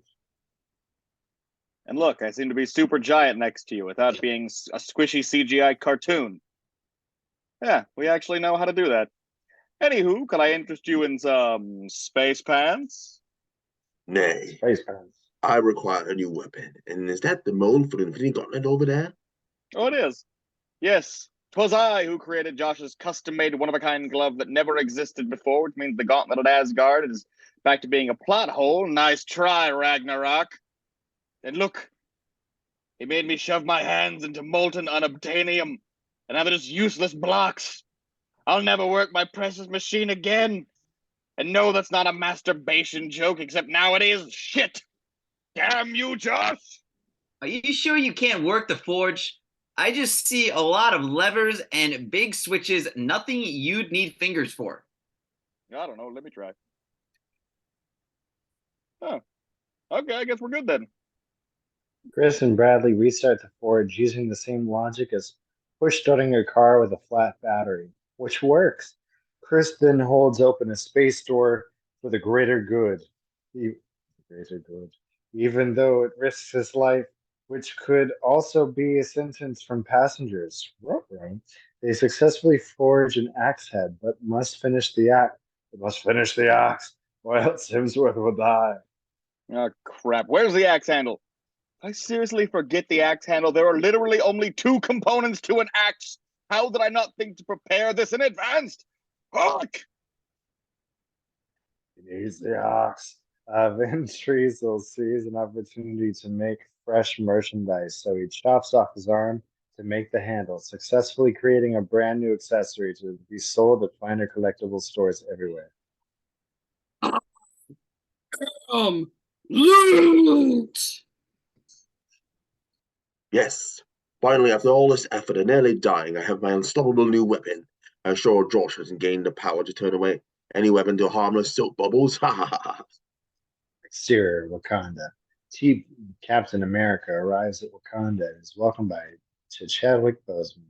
Also, Sebastian Stan is there. 5 simple words that somehow merited an entire post-credits bonus scene. To Chadwick, we want you to use some of your bullshit vibranium tech to try and pull the Mind Stone out of Paul's head without killing him. And there, we finally managed to come up with narrative excuses to put every character in the MCU into one movie. What about Hawkeye and Ant-Man and Sif and Happy Hogan and... Oh, fuck you. We tried our best, okay? You try keeping track of every last one of these assholes. Very well. We will help. Get this man a shield. Let's put that in every single trailer. And get this woman some wrist zappers. Aye. Yes, my shield. But of course, since you guys pretty much brush your teeth with vibranium, you can give me back my iconic big round shield, which also works as a versatile projectile weapon. Actually, we're giving you 2 small awkward shields which stick to your forearms and aren't really that useful as weapons or shields. Oh. But hey, they're approximately the same shape as Captain America's original shield from the comics, so that's cool, right? Fan service! Letitia Wright begins working on Purple. Denai Guerrera marshals the Wakandan army, and Lupita Nyong'o is unavailable due to scheduling conflict. The Josh Brolin minion ship arrives but cannot penetrate the force bubble around the capital. Man, New York sure could have used one of those force bubbles. We were getting around to it, okay? We had to finish the community outreach centers first. They were heartwarming. It's true. I got all sniffly. Our heroes go towards the wall to confront the CGI minions, who are now just Carrie Coon and Terry Notary. Alas, CGI Michael James Shaw is, dead! Yes, that's it. He died from that wound before. Yep. Excellent. Deny. Remove CGI Michael from the list of people the giant force storm repels, but use that extra bit of freed up data space to help Letitia's work on Purple Bentley. Yes, suckers.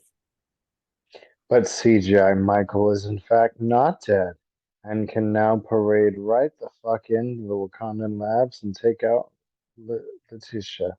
He and Purple Bettany fall out of the building and fight, while CGI Carrie sends a wave of Venom knockoff aliens against the shield. They start breaking through. Remember, we must protect the final stone. If we can limit Josh to only 5, well, he'll probably keep committing genocide one planet at a time while still being too powerful for any of us to do shit about it, but it will take longer. And so we come to the really big, confusing mega fight scene. Actually, these scaled down, modestly budgeted, easily overlooked shields aren't too bad. Now, why did that remind me of Clark Gregg? Anyway, thank you to Chadwick. I'm loving the bitchin' new cyborg arm to Chadwick. Thanks. Whee! I'm using the Hulkbuster Iron Man suit that I guess was gathering dust all through the Black Panther movie. It's so awesome the Wakandans took the time and effort to get it all fixed up just for me. Two tiny fucking wrist zappers. No, that's just too much fucking trouble. Wakandan soldier's neck is ripped out. It sure was noble of the Avengers to choose this over just blowing up per Paul. Another is torn to pieces. Yes, hundreds of us will perish today, and if we lose, then trillions will die across the galaxy. But at least Elizabeth's boyfriend's fine. Fine. Don't think about it. The Venom knockoffs just keep coming. Mark tries to summon Hulk, but Hulk refuses. Come on, Hulk. All the trailers show you fighting Josh's minions in Wakanda. You gotta show up. No way. Hulk's scared after getting stomped by Josh Brolin. This is not some big fucking mystery, despite what certain critics might say. Things start looking bad for our heroes, and exactly the same way it started looking bad in the final Avengers 1 fight. But wait, whose music is that? Fuck yeah, it's Chris Hemsworth, and let's all just pretend they used him a great song again instead of the Avengers theme. Dun, dun, dun, dun, dun, dun. Thank God it's a god. Did you go get Tessa and Korg and the other Asgardians who were all stronger and tougher than humans? No. Did you at least bring Peter Dinklarge since he's also big and strong and hates Josh? No, we left him alone in space with his dead friends, but I brought the main task heroes at least. We knew to teleport to Wakanda because... Exterior Titan. Josh Brolin arrives on Titan, and our heroes launch their attack on Titan. Here, Benedict, open a portal underneath Josh. Use it to cut him in half as he falls through.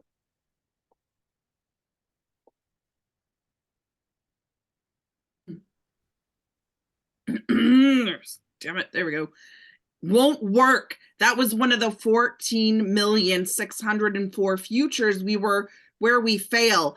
Anytime I seem to be overlooking an instant win strategy, it's because of that, okay? I can use this excuse forever. They managed to restrain Josh enough for Palm's lame superpower to actually come in handy. She puts Josh into a stupor. Get the glove, we win. Everyone focus on getting his glove off. He pulls up You the glove. got it. He pulls at the glove. You freaking got it. Roger Pulls at the that. glove. He daydreams. Right there with you. She doodles. Sure thing. He knits. I probably shouldn't mention it at this critical moment, but I sense Josh is feeling tremendous grief and loss and regret. And I don't just mean, oh, I shouldn't have eaten that fifth taco regret. This is like, I killed my daughter regret. Kirk, poor penis brain override. Fuck saving the universe. Where is my girlfriend, you bastard? Pratt punches Josh, which disrupts Palm, which lets Josh wake up and start wiping the floor with everyone again. Benedict rewinds time 15 seconds and magically restrains Pratt, and they win. Picks his nose while Josh stabs Robert right smack dab square in the vague part of his torso, which contains nothing of importance.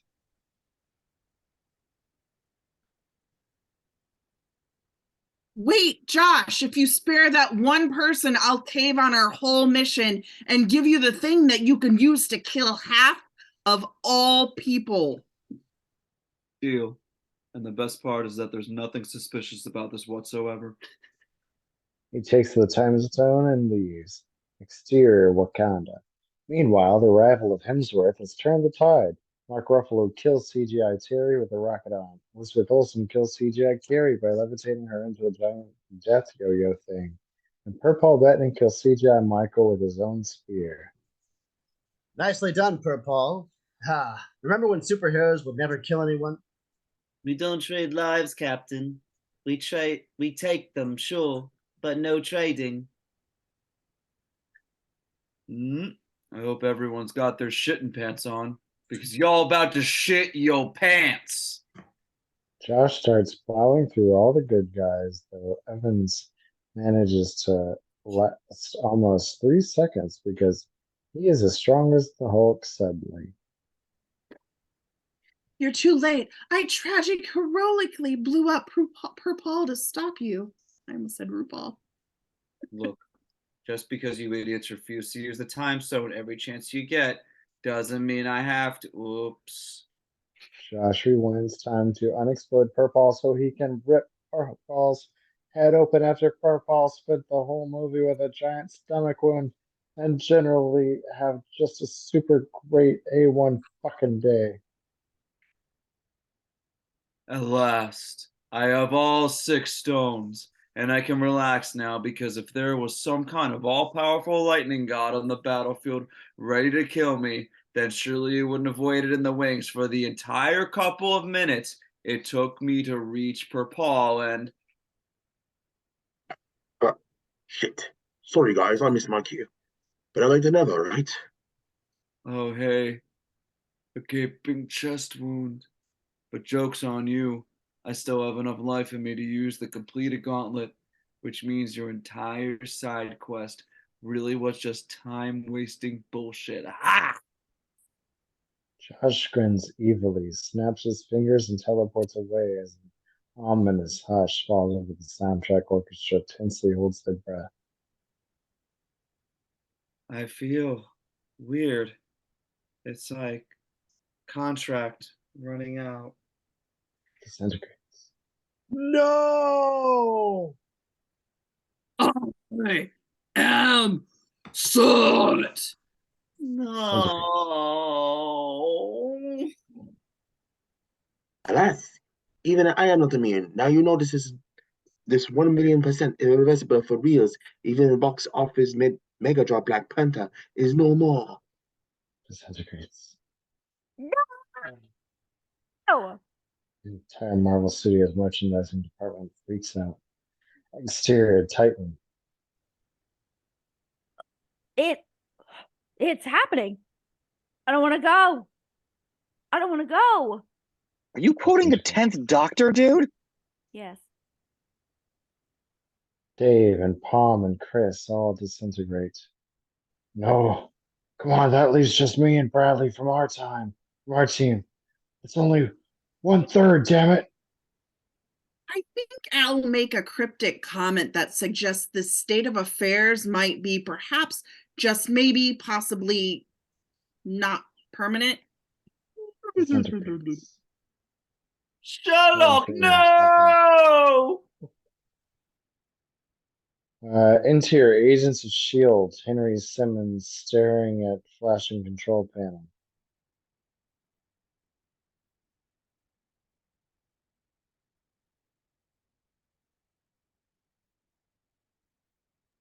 God damn it, they bumped their release date up a week. Now it syncs with our episode where we shrug off the weird aliens in New York by saying we don't watch the fucking news. You're gonna make us look like a bunch of assholes. No! Exterior Hell's Kitchen, New York. A bottle of whiskey disintegrates and Kristen Ritter. No! Iron Fist is fine, and everyone else shouts, No! No! Exterior, New York City. Kobe Smulders and Samuel L.Motherfucking Jackson are driving downtown when cars and planes start to crash everywhere. Hugh Hefner Stanley and Larry King Stanley and World War II General Stanley and Beauty Pageant Stanley and Smithsonian Stanley and Watcher Chatting Stanley and Sniper Barbara Stanley and Bus Driving Stanley all disintegrate. Green Soda Stanley and Pickup Truck Stanley and Park Chest Stanley and Mental Ward Stanley and Class A Pervert Stanley and Bartender Stanley and London Bus Stanley and Upstairs neighbor Stanley and casino gambling Stanley all scream horrified. No!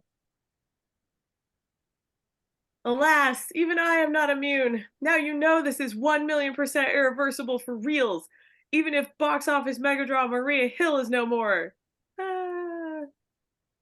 Samuel mother disintegrates. Motherfucker. But luckily, we see that Samuel managed to activate his spy pager to summon a new logo that many casual fans don't have any idea who or what it represents, but is in fact the symbol of Captain Marvel. Yes, the nuclear option of superheroes, the person you call when the combined forces of Iron Man, Captain America, Thor, Hulk, Spider-Man, Doctor Strange, Black Panther, the Guardians of the Galaxy, Black Widow, Scarlet Witch, Vision, War Machine, Falcon, the Winter Soldier, and the entire Wakandan army fail. We promise you, this superhero is more awesome than all those people put together. Gee, thanks a bunch, assholes. No pressure or anything, right?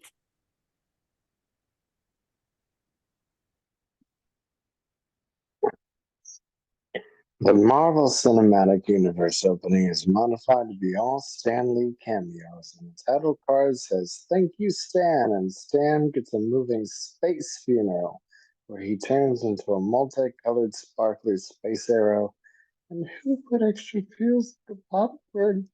Damn it, we only asked for one layer of feels. Interior, bustling alien metropolis, or Seattle. Jude Law is woken by a knock on the door, which proves to be Brie Larson. Hey, Jude. I couldn't sleep, so I thought I'd come round for a booty call because, as in where I kick your booty all over the damn place. What do you say? They head over to Alien Planet Fitness and begin to spar. You must learn to suppress your emotions, Bears. I hope it's not confusing anyone to use only a fragment of your character's name and then mispronounce it so it's also a verb. Wait, so now it's smile less? Well, there's just no pleasing people. Photon taps Jude. Remember, you can lose your photon zap power at any time since it comes from the implant in your neck. Yes, it looks like the power inhibitor implant from Agents of S.H.I.E.L.D. crossed with the shock controller from Thor Ragnarok. But let's not think about that. Bree and Jude take the Kree subway for their regular appointment with the Kree Supreme Intelligence. Bree is hooked up to their hentai tentacle interface and is mentally projected to a matrix space where we meet Annette Bening. Bening. So, how's things, Bree? Not remembering any part of your past life, I hope.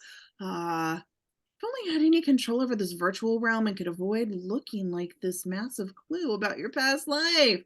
Anyway, thanks for dropping by.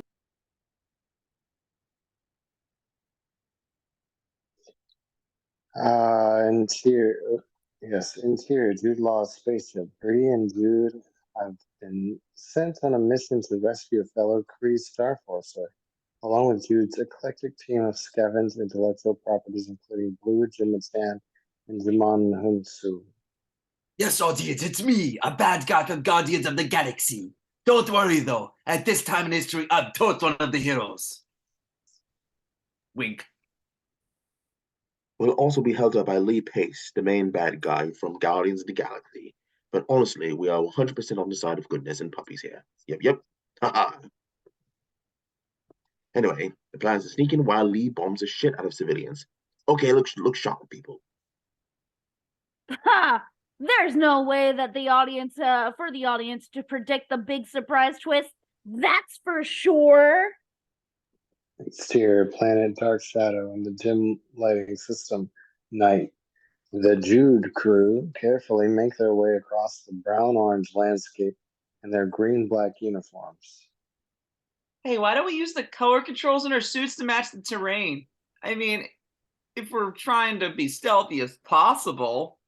Damn it, I told you before, Gemma. The color controls are for character building purposes only. Now take your position. Meanwhile, Bree tracks down the Starforcer in need of rescue. We know those lousy, rotten, shape-shifting Skrulls are on this planet, so I need you to answer a security question. What was the name of your first pet? I'm gonna say Sparky. Zaps Bree.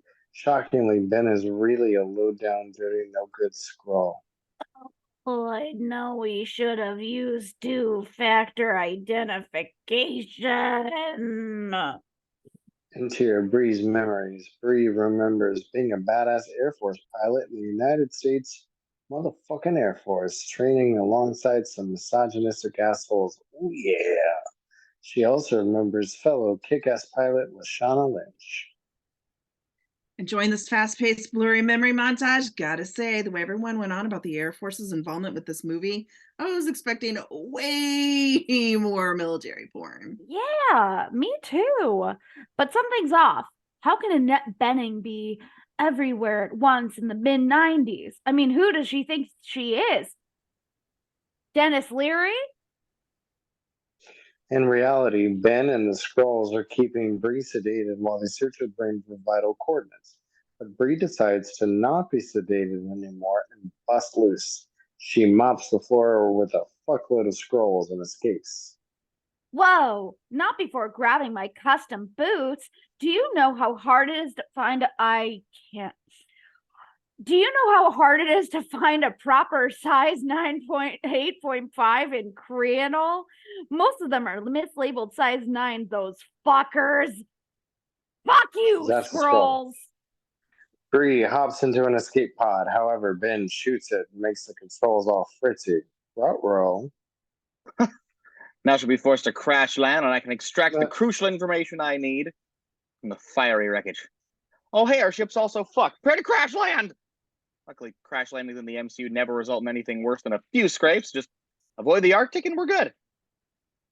Interior Blockbuster Video Store, Planet C-53, aka the Earth, 1995. Bree crashes into the Blockbuster, similarly to how Blockbuster had previously crashed into all independent local video stores. Picking herself up, she reflexively photon blasts a standee from True Lies, having had her fill of women being psychologically fucked with content for one damn day. Thank you very much. Outside, she grabs some random electronics from a nearby Radio Shack joke to repair her suit radio and call Jude. Message received. Fortunately, the Skrulls took you from the epic space adventure quadrant over to the buddy cop movie quadrant. It'll take us at least one full act to get there. Try to stay in one piece until we can restore the genre, okay? No promises, Sarge. I'm too much of a loose cannon. I'll tell you the mayor's in on this. Oh, fuck. I've already been infected. Next thing I'll have is a mismatched partner. Right on cue, Bree is approached by the CGID agents of S.H.I.E.L.D., Clark, Too Smooth Gregg, and Samuel L.Double-Pupil Jackson. Yes, it's me, the younger pre-jaded two-eyed Nick Fury. Looking forward to a long, upbeat, and optimist career with my pair of functioning, healthy eyes. Yep. Anyway, Bree, I need a statement before you answer. Let me just check my mechanical pencil is loaded by staring at the nib real close. Just then, they are interrupted by a laser blast from a nearby rooftop. Wah, yes, it is I, the tone fearsome surfer Skrull. Wah, wait, that's not quite right. Anywho, chase time. Nice going, asshole. If you just wait a minute, I had a way better shot. Bree chases the surfer Skrull onto a train. Scanning the passengers, she notices Stan Lee rehearsing his cameo in Mallrats, where he played the real Stan Lee, thus opening up an infinite recursive loop of nested realities where every Marvel universe has a real Stan Lee, along with another Marvel universe inside it, which also has a real Stan Lee, and another Marvel universe inside for all eternity. Holy fuck.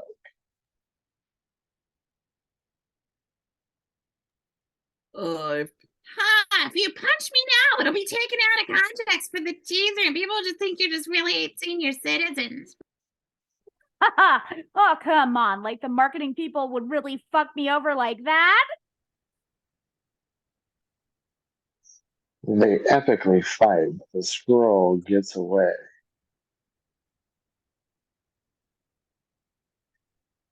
Alright, there we go.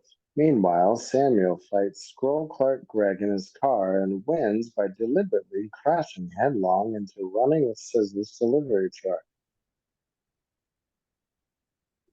Phew, Skrull's dead, and I'm A-okay. That was too close. He wipes brow with a live porcupine. Interior Internet Cafe, where he uses the hilariously primitive 1990s Internet Cafe to track down the location of a bar that she saw during the memory probe. Now, I just need transport, but I don't want to steal randomly. Maybe there's a horrible sexist douchebag nearby that I could rob with a clear conscience?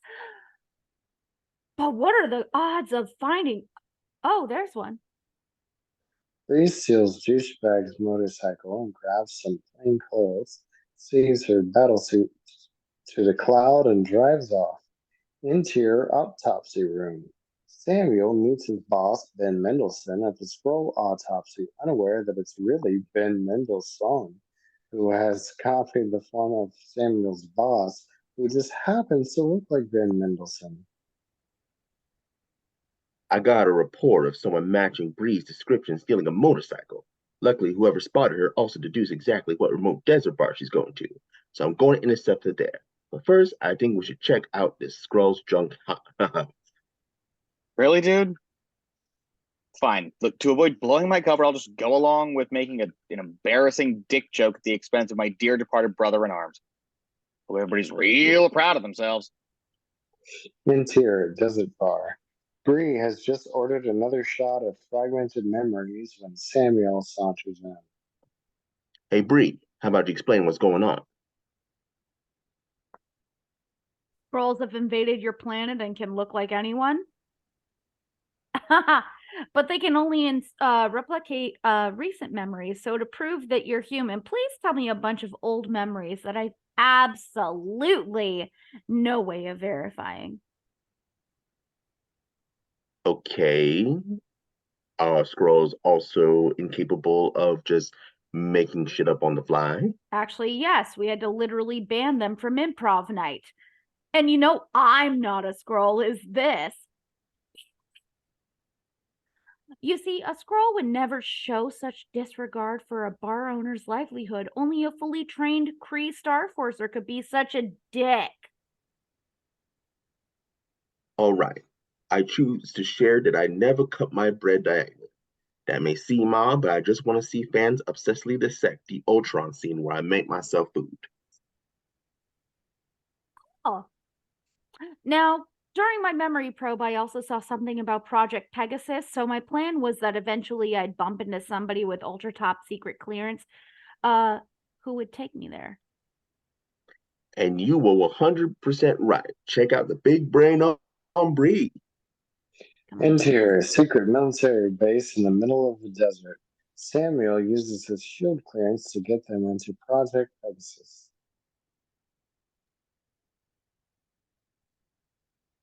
Yeah, have a look around. We got some files, a random cat, and this list of people and equipment that have mysteriously vanished over the past 6 years. Oh, so cute. I'm taking this stray animal everywhere I go starting now. Bree and Samuel rummage through the files. Bree finds photos of her and Lashana and Annette all being in the Air Force together. It says here that 6 years ago, Annette Beaning and I and everybody were working on a lightspeed drive powered by the Tesseract. Oh boy, it's the Infinity Stones again, everyone. Yeah, Howard Stark dragged it out of the Arctic around the same time he did not track Chris Evans out. And somehow it wound up with Annette. I assume we'll fill in that piece of puzzle sometime around 2028.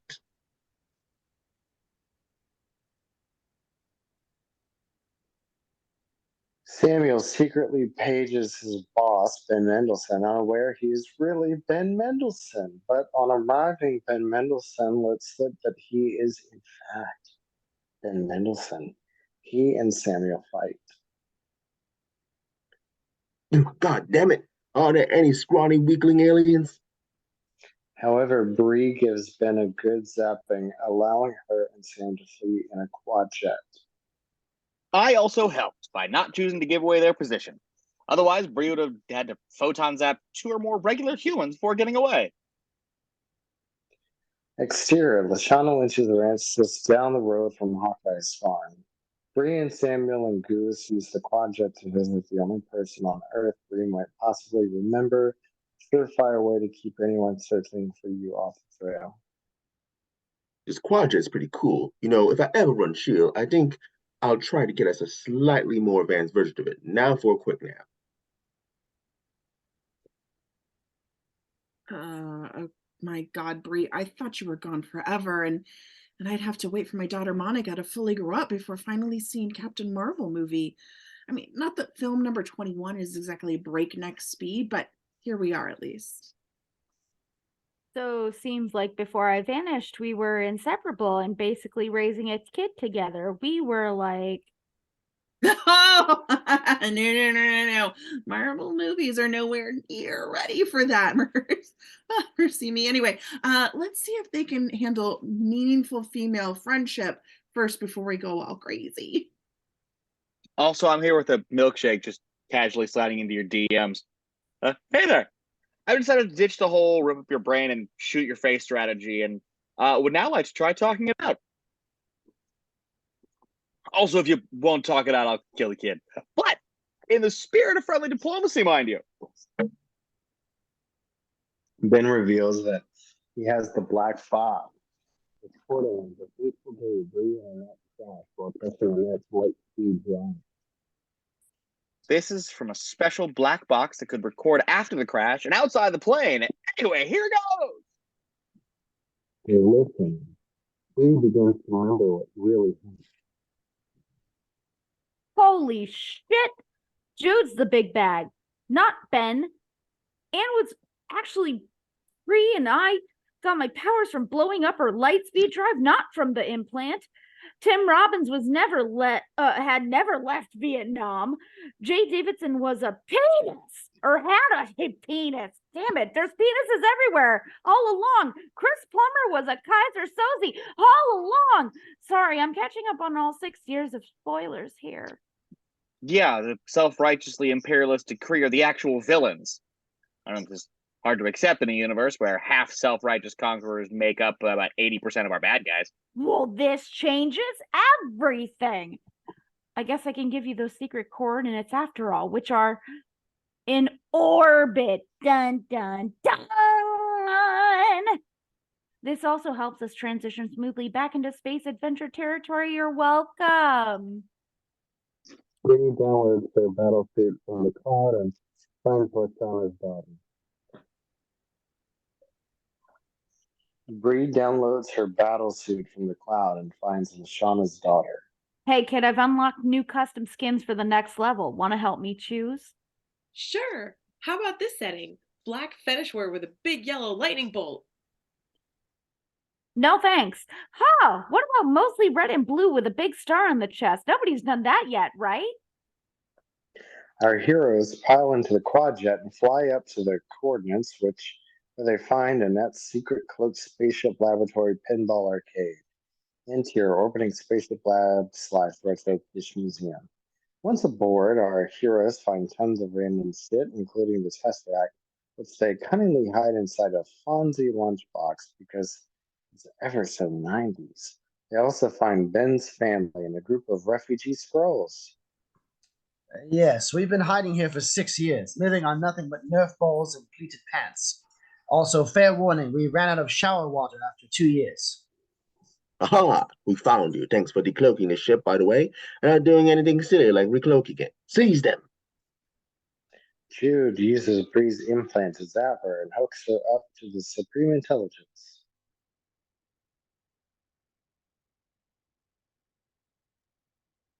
Welcome back. Now you will tell me where to find the Tesseract. To relax you, let's play a song on this turntable.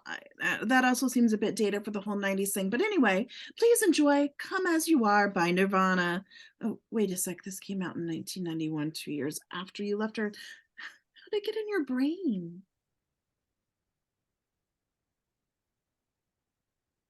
I probably heard it listening to Cree FM 881. I probably heard it listening to Cree FM 88.1 on my way to work. You know, the intergalactic radio station run by undercover Cree agent KSM on planet C-53. It uses our hyper-advanced tech to broadcast the latest C-53 hits across the whole Cree Empire. You must know it.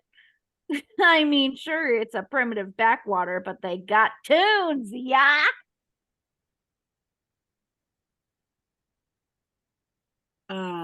Right. Anyway, this will be a powerful mental struggle of wills, so you know what that means. Zappy zap time! And that zaps Bree with a metaphorical mind ray or something. But Bree digs deep and summons her true power, and she gets back up. And so does Boot Camp Bree, and Go-Kart Bree, and Softball Bree. And every potential slayer becomes a real slayer, and those Uber vamps are so screwed now. She CPU stomps Annette. I knew I shouldn't trust the Bree from planet C-53. Meanwhile, Sam and Lashana and Goose are facing off with some Kree guards. Okay, I've been hearing nonstop how freaking awesome this cat's supposed to be, and Ozzy hasn't done much. I'm struggling to see what all the fuss is. Goose opens his mouth and giant fucking tentacles emerge and grab and eat all the Kree guards, the Tesseract, and a whole pan of lasagna. Oh, holy fuck! It seems so cute and wholesome, but the inside is an inescapable void of endless consumption, primed to devour the unwary. Fun fact, 1995 is also when Settlers of Catan was published. Do you mean Catan or Settlers of Flurkan? Yes, I'm honored to accept this award for nuttiest stroke ever. I want to thank. Right then, I'm finally at full power now, so it's unstoppable ass kicker time. You know, like we did at the end of Thor and Thor Ragnarok. And I really should get meet Thor someday. Yeah, I want that meet and greet. Anyway, you guys grab the Skrulls and scram while I go beast mode on these assholes. While everyone else dashes off to the quadjet, Bree faces the Lost Squad by her lonesome. Time to fuck y'all up. And since I wore a 9 Inch Nails t-shirt for half the movie, obviously, it's time for some Nina. Opens a can of whoop-asses, music players. Oh, now who wants a hit like a hole? I'm sorry. Did that hurt? Did you wish you weren't getting fist fucked, you big man with a gun? What a burn! Gotta say, stomping your face is the perfect drug. Winning a fight against me is something you can never have. However, Jim Cyan has flown after the quadjet, and so she and Lashana must engage in aerial combat. I'm gonna go fly into a canyon. Gemma will have to adhere to movie code and follow me in, rather than simply attack from above or something sensible like that. Yep. Free. The trope. Lashana outduels Gemma and shoots her down. Yay! Nice flying, Lashana, and we didn't even get a scratch on us. Oops, careful, Goose, that almost got me. Chalk up another dodge bullet for I'm a fucking gator. Got a steel gator right inside my fucking eye. God damn it, it stings. Back at the lab, Bree has pulverized everyone but Jude, who grabs the fighter ship and heads out after Lashana. Bree tries grabbing his ship, but is thrown loose. Well, guess I'm fucked unless I can fly. She flies. Okay then. Bree punch zaps Jude's ship and also zap punches Lee Pace's fleet that was gonna bomb the planet. Damn it. At least I scored some cool goth swag to take home. And also, we'll be back for the woman. Ugh, way to make it all creepy, dude. Of course, that's just a big threat coming from beloved Marvel character Mr. Dance-Off Loser Blown to Shit Failure Man. Shut up, you poser. He storms off to the room and paints his nails black. Bree flies down to Earth for a final confrontation with Jude. Right. I can see I'm a gun here, but I challenge you to the traditional final boss, this fight, where you throw away all your combat advantages because some ridiculous machismo bro code. Ha ha ha. Wait, I think there's a flaw in this plot. Photon zap so damn hard. Interior, Lashauna's ranch. Our heroes have a celebratory dinner, after which Bree and Samuel decide to be polite guests and do dishes. And the refugee Skrull stampede upstairs to take hot showers. Let's just hope that S.H.I.E.L.D. is going to cover Lashauna's water bill this month. So you're going to help Ben and his people find a new planet to live on. That's quite the epic task. Guess you'll be gone for almost 7 weeks. Yes, I have a long journey ahead, but I upgraded your pager so you can summon me from another galaxy for emergencies only. I don't want to hear about trivial shit like full-scale alien invasions or global armies of death bots about to wipe out all humanity. Emergencies only. So nothing less than universe-spanning catastrophes that you already know about or have a 50-50 shot of already being killed by. Exactly. I want the Doctor Who finale shit. Also, I made this toaster into a nuclear fucking power plant because Kree upgrade technology is just that fucking amazing. Interior, S.H.I.E.L.D. offices later. Samuel, now wearing an eye patch since it apparently took a few days for the injury to kick in, shares his report with Clark Gregg. Wow, you're proposing a whole shared cinematic universe. Bold move. Do you really think we'll find more?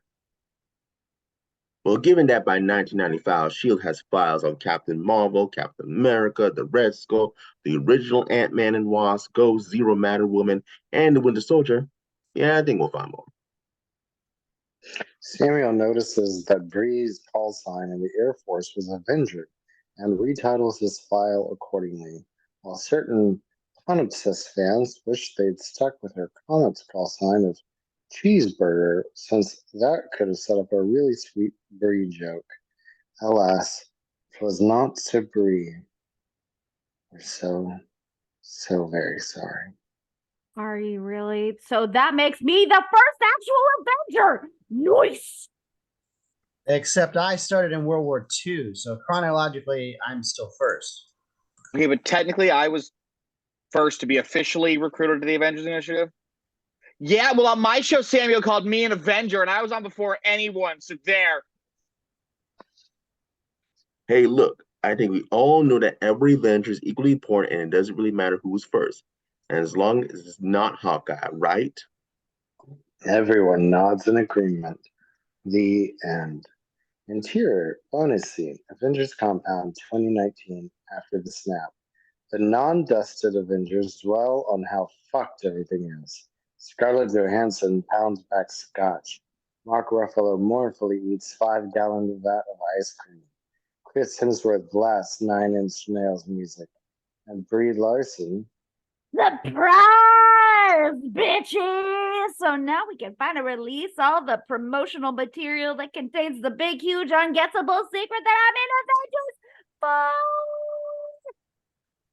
Goose hacks, coughs, pukes up in-game posters, trailers, interviews, and social media posts. There you go. Title card, Captain Marvel will return in Avengers Endgame.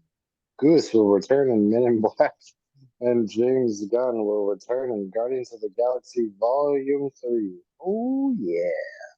And fade in. Exterior, Hawkeye's farm.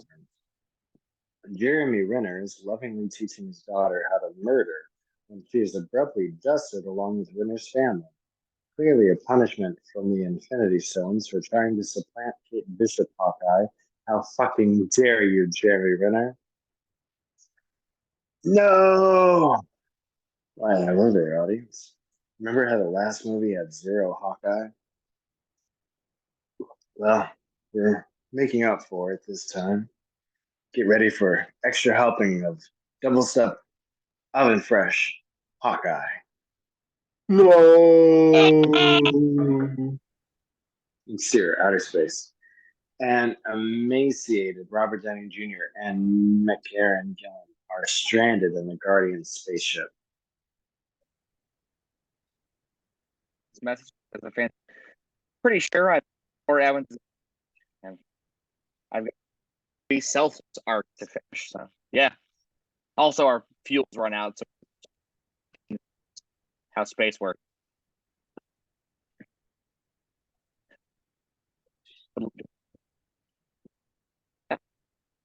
Got to play first, but I mean, Robert passes out. All is dark and hopeless. But then, hovering outside the ship, Hi, it's me. Hi, the Avengers hyperbole, you're plurgible and sent me to come get you. wait, when did you meet the Avengers? In the 20-second mid-credits scene of the Captain Marvel thing, we're burying these important plot developments in those things now.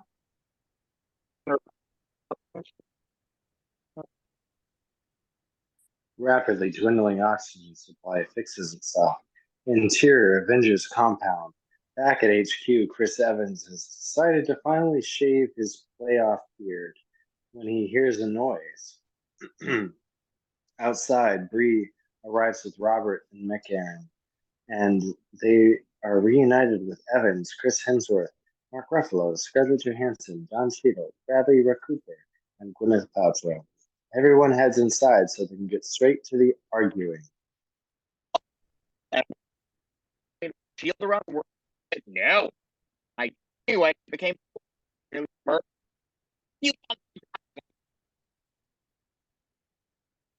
I mean, it's not like any of Robert's crazy plans would actually have helped. Like if Josh Brolin had only signed the Sokovia Accords, everything would be fine. Just saying.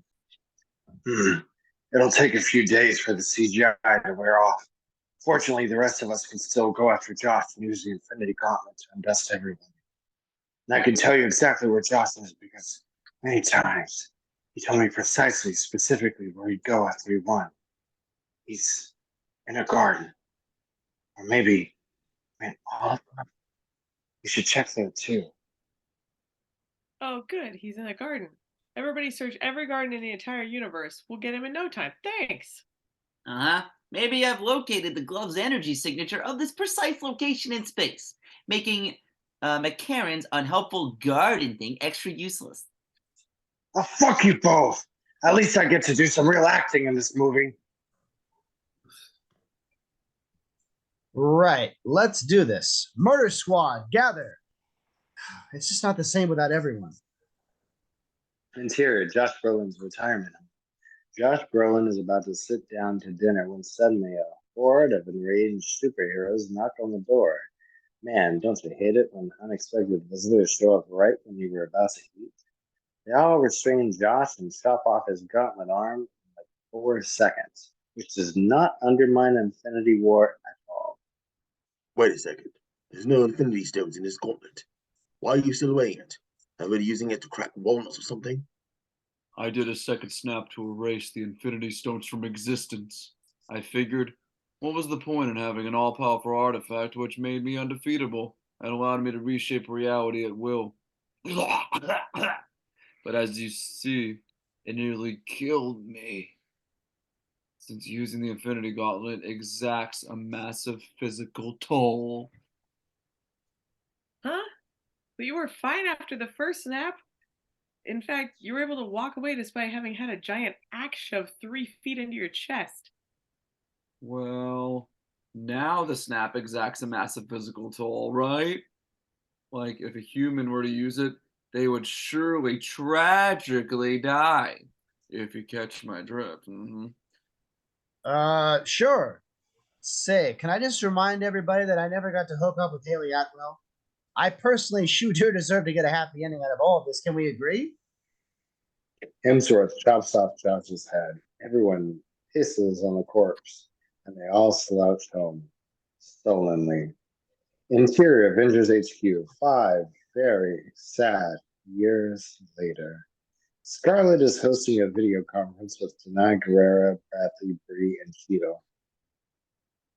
So, in conclusion, we're all miserable and useless, but I still haven't found Jeremy, so there's some good news. I see. How about you, Larson? You gonna come hang with us again anytime soon? It's just that the Infinity War post-credits bit implied you were gonna turn this whole situation around, and that's starting to feel kind of like a big fat lie. Sorry, we're hand-waving me out of the story by saying I have vague stuff to do on other planets. I might come by for like the other end of the climax if I have time, or I mean, if it's really urgent. What if we have a plan to save everybody in the whole universe, including those other planets? Not quite urgent enough. See you later. After the phone call, Evans arrives to compare notes on how shit their lives are. Yeah, I'm PTSDing pretty hard these days. If only one of my friends was currently a grief counselor, or if only another friend had sorted out his life and was in a good place and supposedly cared about my well-being and shit. It's too bad neither of those scenarios exist. On the plus side, I met the MCU film's first explicitly gay character at my grief counselor job today. At this pace, we'll catch up to TV Supergirl in only another 50 movies or so. They continue to sulk for a bit, but who's at the door but Paul Rudd? Wow, check out this fucking guy. 5 years past, he doesn't look even 1 day older. This motherfucker just does not age, I tell you. What's your secret? In this case, it's because I've been stuck in the quantum realm since Ant-Man and the Wasp.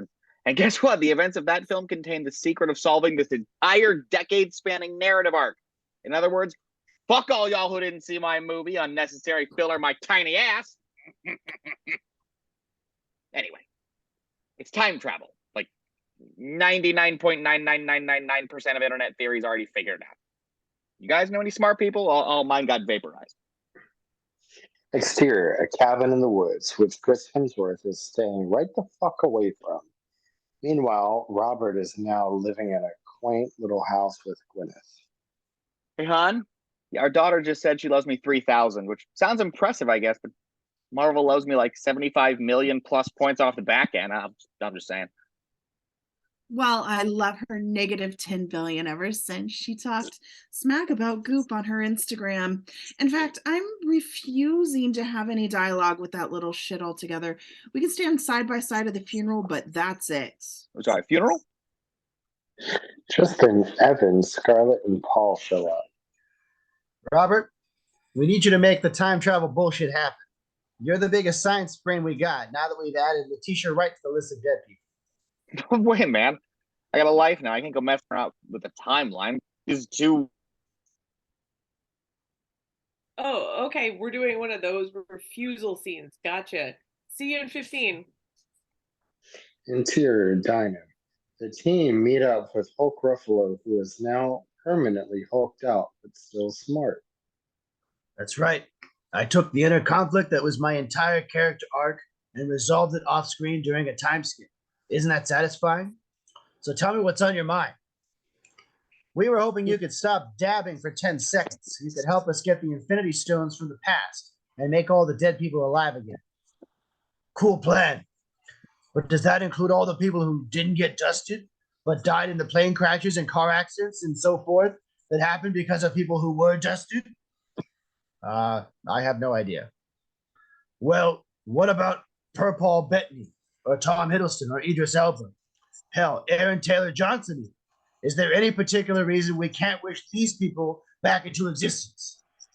I guess there must be. Look, the important thing is to get back anybody we need for Phase 4. Interior, Avengers HQ. Hulk Ruffalo tries to make a time machine, but only succeeds in making a wacky comedy filler scene machine. But just then, Robert speeds up to the HQ in his awesome, sleek new Audi e-tron, which is so shiny and sleek and also electric. Look at the shiny new cool e-tron. All right, look, I'm done stalling. I'm on board now. Built a palm-sized time travel GPS device based on my revolutionary idea of inverted Mobius strips, whatever the fuck that means, since a Mobius strip only has one side. You're pretty mind-blowing, right? I'm just amazed you're allowed to own anything with the syllable Tron in it. But this is great. Now we only need to get Hemsworth and the team is complete. And Jeremy. I guess. Exterior, New Asgard, Norway. A space raccoon and green Dr. Jekyll go to visit a Norse god and his alien buddies in a Norwegian fishing village. Can we all just take a moment to appreciate how fucking weird Hollywood movies can be these days? It's been tough times for Asgardians. Kate Blanchett murdered half of them, then Josh murdered another half of them, then Josh murdered another half of them again. Hi guys, don't suppose you're putting together a mission that requires a healthy, fit, clear-headed Asgardian warrior? We were thinking something more like an out-of-shape, drunken, mopey warrior, actually. Got anyone like that? Present. But check this out. I'm all overweight and slovenly now. But if you look carefully, I'm doing quite a heartfelt portrayal of depression and grief that's only slightly undermined by the cheap fat jokes we deride. So what's up? Want to join our time travel mission? I see you're still playing Fortnite, which suggests you're stuck in the past anyway. No way, man. I'm done with all that. I refuse to. Rabbit already did the whole refusal bit. Oh, well, then I refuse, but then I immediately don't. Let's go. Exterior, Tokyo. In a single, unbroken shot, we see Jeremy take out a Japanese crime lord in an extended sword fight, even though he could have instantly put an arrow through his brain from about 8 blocks away. Hi, Jeremy. We've been trying to chase you down for 5 years, but since we needed to bring you in right now, I'm instantly able to find you all of a sudden. Oh, thank God. You seen my new vigilante outfit? I look almost exactly like TV Green Arrow. I think they're mocking me. Interior, Avengers HQ. Robert, Evans, Hemsworth, Ruffalo, Scarlett, Jeremy, Don, Paul, McCarran, and Bradley all gather to plan. All right, it's important everybody understands that time travel doesn't work like in the movies, except this movie. Basically, we can just grab shit from the past and then bring it back. Okay, so let's figure out where and when to get the stones from. In 2012, the Space Stone, Time Stone, and Mind Stone will all be in New York, unless the Time Stone is in Kathmandu like it's supposed to be. Maybe we'll get lucky. And we can get the Power Stone from Morag in 2014 by using Chris Pratt's Techno Lockpick, as opposed to leaping directly to the room with the stone a day earlier and not needing Chris Pratt. Meanwhile, we should grab the Soul Stone at the same time, since it'll be conveniently around the corner on a different planet billions of miles away.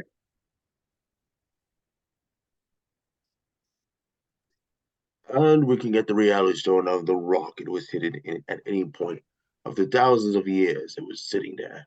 But we won't. Instead, we'll try to yank it out of Natalie Portman on one day that it was in one of the most heavily fortified royal palaces in the galaxy. Now that I think about it, at the end of Dark World, we gave that stone to Benicio del Verde in a handy carrying box no less, and he still had it during Infinity War, so the team going to Guardians 1 could also grab Reality Stone from him then. And we only need 2 teams. So. All right, it's a plan. And remember, we only have enough PIM particles to take one shot at this, because PIM particles get used up like fuel all of a sudden, except when we shrink/embiggen Bradley's ship, which happens for free.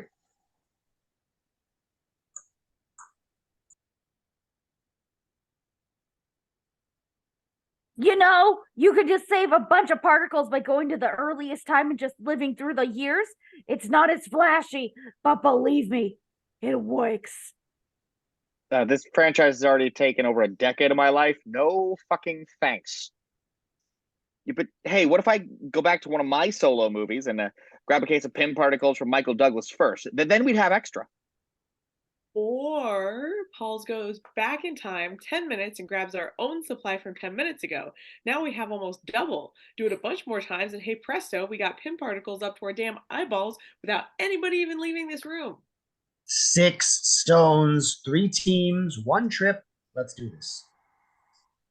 All the Avengers put on Ant-Man suits, which is not a thing that anybody ever thought we'd see, stand on a huge giant platform, and get fired back in time.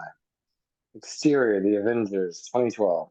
Robert, Evans, Ruffalo, and Paul arrive in the climax of the Avengers. Hulk goes over to the Sanctum Sanctorum, where he meets everybody's favorite casting decision, Tilda Swinton. Oh, hey, I noticed you're helping fight the aliens by yourself. Why haven't you had every other sorcerer come and help out? Fate of the world hanging in the balance and all. Presumably, my future vision told me that you guys are gonna win. Future vision sure is convenient for nailing shut plot holes. Anyway, you can't have the time zone. Stone, damn it. Rewind and retract, Jennifer. Anyway, time stone. The Infinity Stones create the passage of time, and if you remove one, it makes an alternate timeline where you're helpless to stop Doramnu from killing anybody. The Infinity Stones create the passage of time? Does that mean when Josh destroys them in 2019, everything should collapse into nonlinear chaos? Well, I heard that Vision and Scarlet Witch series is set in the 1950s, so I'm thinking yes. Well, you don't need to worry about it. We'll return the stones to the moment after they left, which will erase the alternate timelines. How will bringing the stones back the moment after they leave this timeline help when you have to do all kinds of future-altering shit to even get a hold of them first? This is such a half-assed plan. I'm not going along with it, except my future vision just told me I do so. Here you go. Meanwhile, Tom Hiddleston has been captured by the past Avengers. Dead villains Frank Grillo and Maximiliano Hernandez are taking his scepter down an elevator when Chris Evans gets on.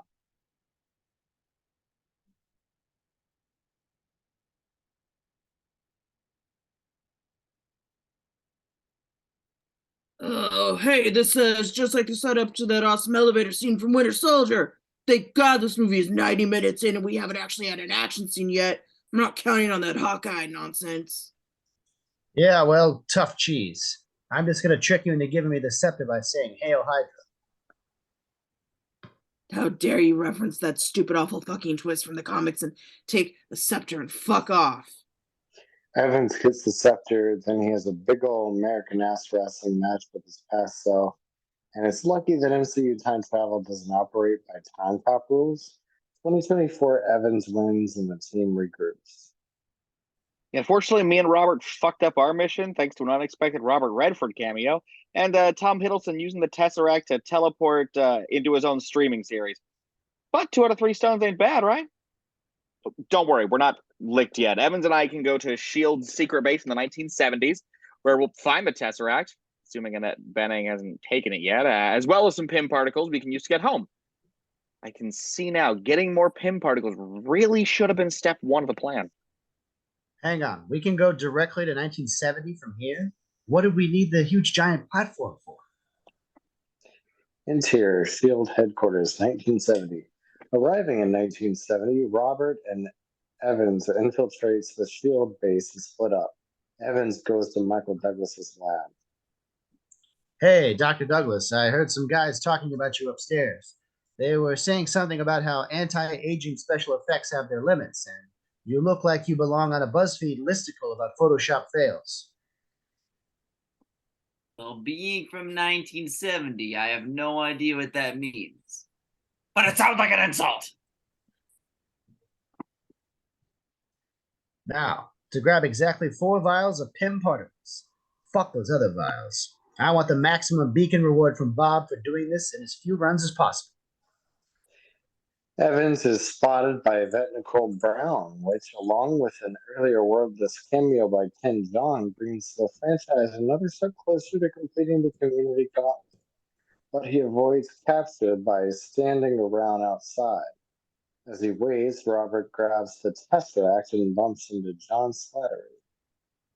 Holy shit.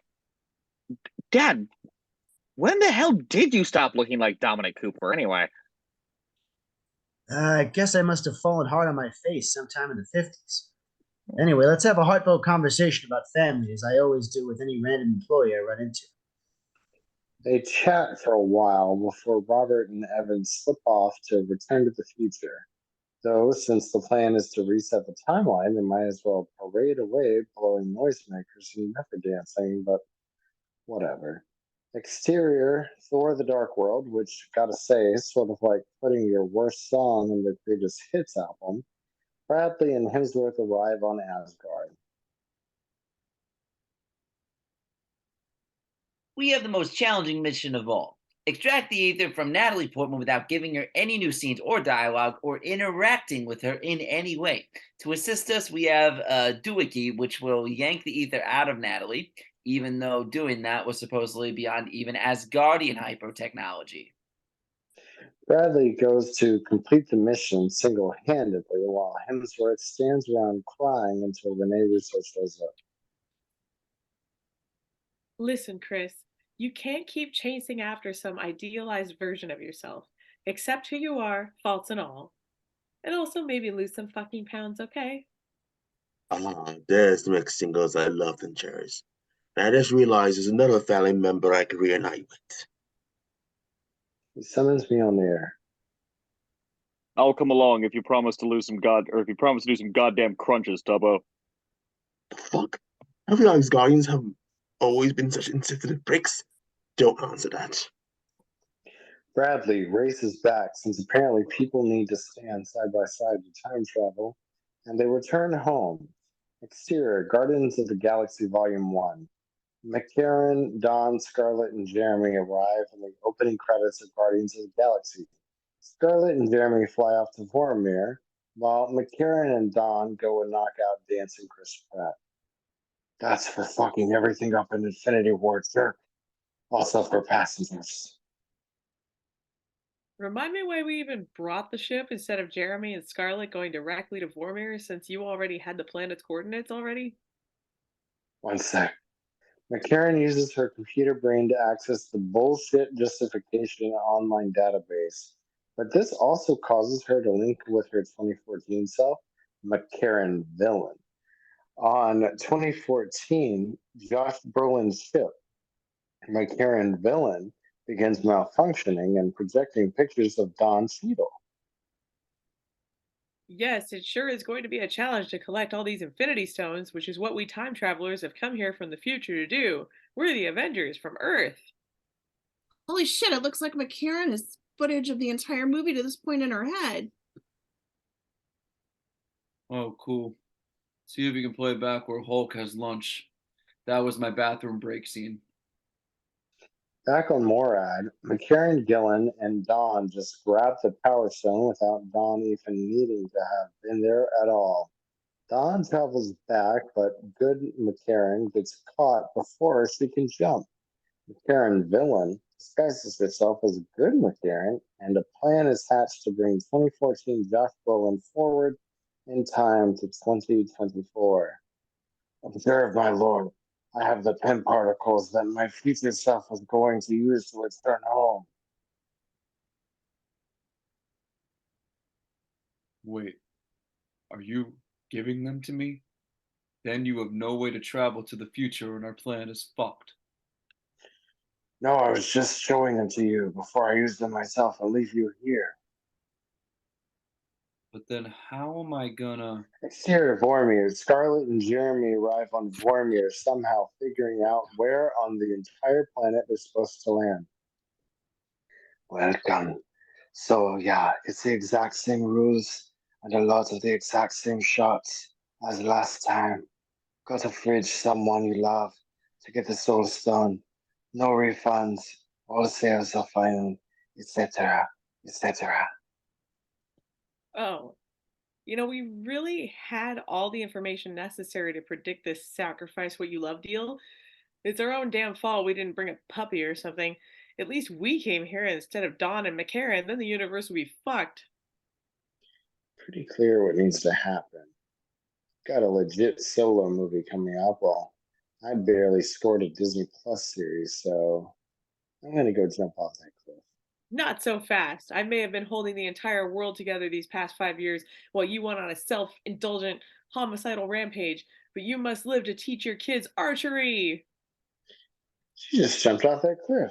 Scarlet goes splat and dies, while Jeremy survives to get the Soul Stone and be in the climax, to the delight of nobody. Interior, Avengers HQ 2024. Everyone returns to the point in time just after they left. They mourn Scarlet for a bit, throw some furniture, and then set about building a new Infinity Gauntlet while McCarran villain just sort of hangs back, lurking in, hacking hardware and measuring the drapes and shit. Oh, and look, our gauntlet is an Iron Man glove, just in case anybody still hadn't figured out where this is all headed. Now let's just do the snap, which brings everybody back alive. I'll do it. Please. I haven't gotten to use my Hulk powers for literally anything all movie. I need this. Hey, what if someone was in a plane when they vanished? Will they reappear like 20,000 feet in the air? Samuel and Kobe vanished in the middle of a busy street. But they come back and get immediately smushed by a bus. Look, if the stones can compensate for every planet in the fucking universe being millions of miles away from where they were 5 years ago, I think we can assume they can handle respawning better than Quake. Excuse me? The video game, Chloe. Ruffalo dons the gauntlet and is zapped with a rainbow energy, but with great effort positions his hand in just the right way and snaps his fingers. Why the fuck couldn't it just be a button? Suddenly, Jeremy's sleek new iPhone rings.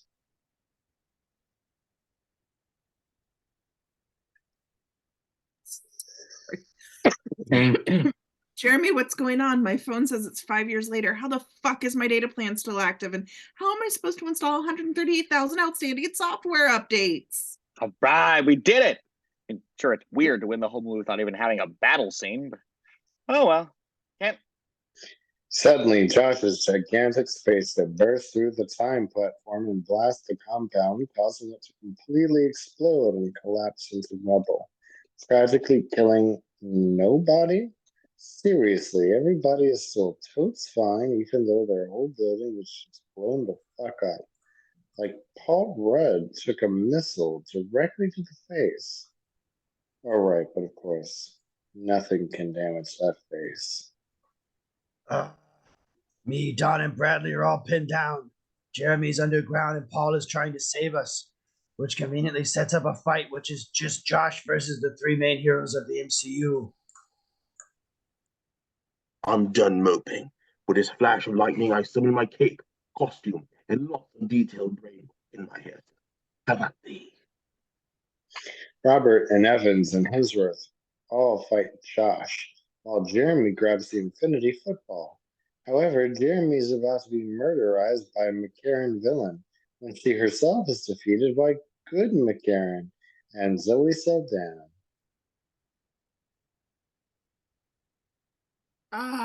Yes, I've once again renounced evil to join the good guys. Hear that, Infinity Stones? Just want to make that clear in case somebody uses you to dust all the bad guys. Back at Center Court, Josh is stomping our heroes. Fools, you will never defeat me.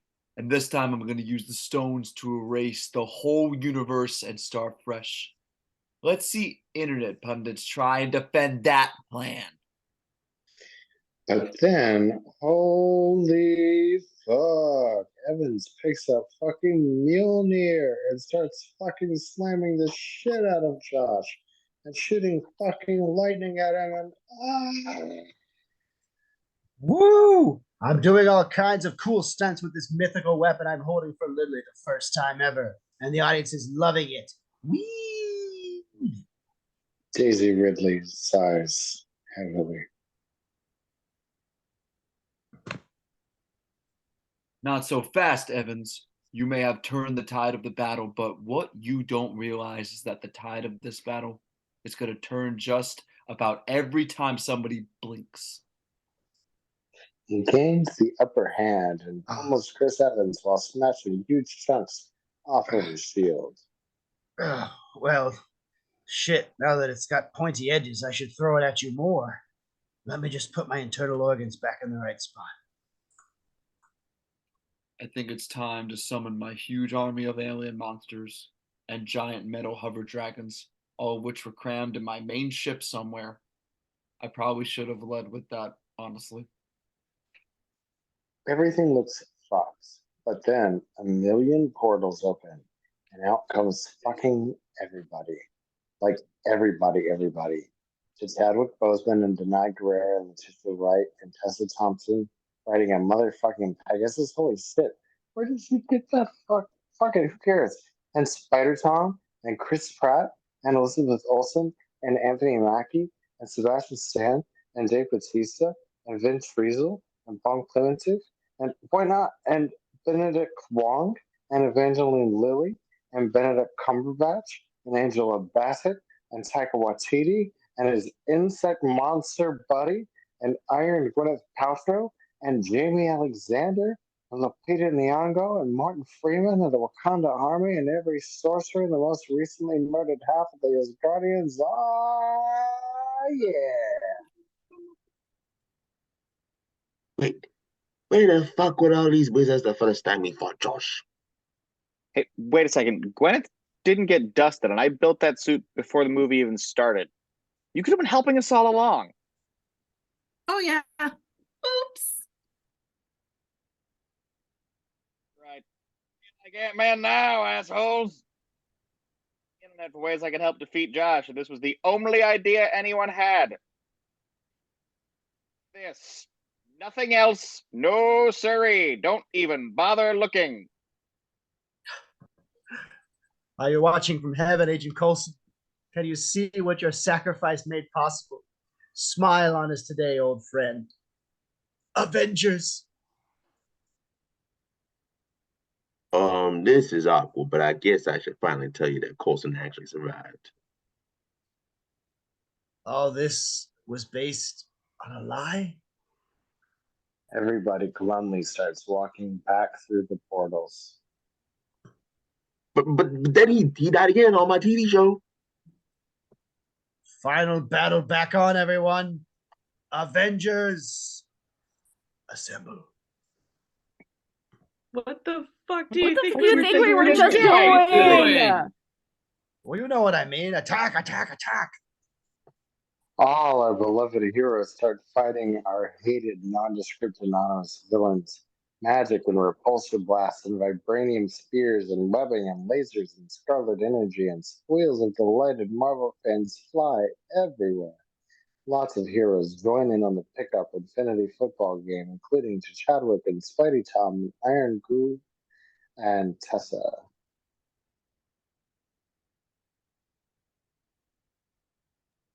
I'd help more, but there's this wall of water I gotta hold up instead of porting it somewhere. Sure hope this is the timeline where we don't all die. Any hints? I can't tell you what happens or it won't happen. Hand signals are okay though. Just keep your eye on me like you're waiting to steal third base. And when I flash the win now sign, that's when you should know, win. I just want to say my Watson is a badass evil Kree Starforcer, and yours doesn't even have a super suit. So there. Meanwhile, Elizabeth Olsen decides to exact revenge for Paul Bettany by confronting Josh and mind-controlling him to stab himself in the brain, hurling craploads of telekinesis his way. Shit. Another tide turn. Giant ship. Start raining lasers everywhere. And if you see an innocent-looking orange cat, then for fuck's sake, target that first. The ship begins firing, and the wizards put up shields rather than portals to redirect the lasers back at the ship. But it doesn't matter because, oh yeah, here comes Brie Larson doing the same ship smashing thing she did back in her own movie. She flies down and gets the gauntlet from Spidey Tom. Bree, we've got to send the gauntlet back in time right now through Paul Rudd's van, rather than try actually using it or the individual stones because reasons. Okay, everybody nearby, gather around me. Oh, Loki, it just so happens that it's all the female superheroes. Gosh, what are the odds? Pretty cool that we've got this wide tableau of diverse women who've had the lead role in a grand total of one movie. Well, let's hope this is a more of a promise for the future thing. How are we going to get the gauntlet all the way over to the van? Oh, if only we had 36 wizards who can all make portals. We shall help clear a path, even the lamest of us, Palm Clementif. Hey, I came closer than any of you assholes to actually defeating Josh last time. Just saying. Facts. I can fly over there in like 3 seconds in ship smashing mode. Think I'll be okay. But if it makes you feel like you helped, go for it. However, by announcing their intentions loudly on the battlefield, Josh is able to discern their plan and blows up the van time machine. In the aftermath, everyone scrambles to recover the Infinity Fumble. Josh comes up with it, and Robert shoots a glance at Cumberbatch. He tugs his ear, pats left arm twice, and adjusts his ball cap. Robert charges Josh, and then they have a 3-second tussle, which seems useless. And now to snap away the entire universe and build a new one. And let's just see aside the massive physical toll requirement. This time, okay? I am inevitable. Nothing happens. But then it turns out Robert somehow managed to peel all 6 Infinity Stones out of Josh's Iron Gauntlet into his own Iron Gauntlet during the 3-second tussle somehow. The hell? Remember when holding a single stone was supposed to be near impossible? Okay, I'll give you enough time for one big dramatic moment before I rush over and bash your head in. Just don't waste it. Thanks, dude. And I. Oh, wait, Robert, fly over to me. When me and the Guardians held hands, we could control one stone. So maybe if you give me the gauntlet and everyone holds hands, I could do a snap and not die. Or fly over to me. My powers came from the Tesseract, so maybe I could do a snap and not die. Or fuck it, fly over to me because I already did a snap and didn't die. Ready to pursue new opportunities. Robert snaps his fingers and Josh's entire army disintegrates, and then Josh himself, and hopefully not Zoe Saldana. Oh my god, everyone! Yeah. No. Spider feels tingling. Oh shit, I don't suppose my iron suit is full of super healing medical attachments like in the comics. Shh. I've done 10 movies now and I'm already typecast as fuck. Let me get out of here for the love of God. Exterior somber moving funeral for Robert. Sorry, Scarlet, if you wanted a big elaborate ceremony, you should have died in the 3rd act. Everybody arranges neatly by solo movie and mourns Robert, including a mysterious teenager who's Chris Pratt's long-lost kid? Haley Atwell's grandson, maybe? No, it's me, Ty Simpkins, the kid from Iron Man 3, who was supposed to become Robert's surrogate son character until Disney got Spider-Man back, and they gave that storyline to Tom Holland instead. So I'm just another loose end, like the magic healing serum that cures anything from Iron Man 3, which sure would have come in handy last scene. for some wrapping up. I wonder which one of my friends also got dusted and which ones are 5 years older now. He takes a look at the Far From Home trailer. Ah, nice. Looks like we all stayed in sync. That's convenient. Tessa, once again, I have grown and matured as a person. So I think you should handle leading Asgard while I fuck off and have space adventures. Okay, bye. Bye.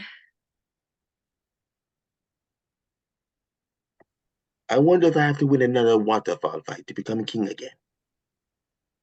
It's amazing that Robert brought back all those people. Still, he's going to be rough on some of them. But if you come back and your will has been executed and all your stuff is gone, your job is gone.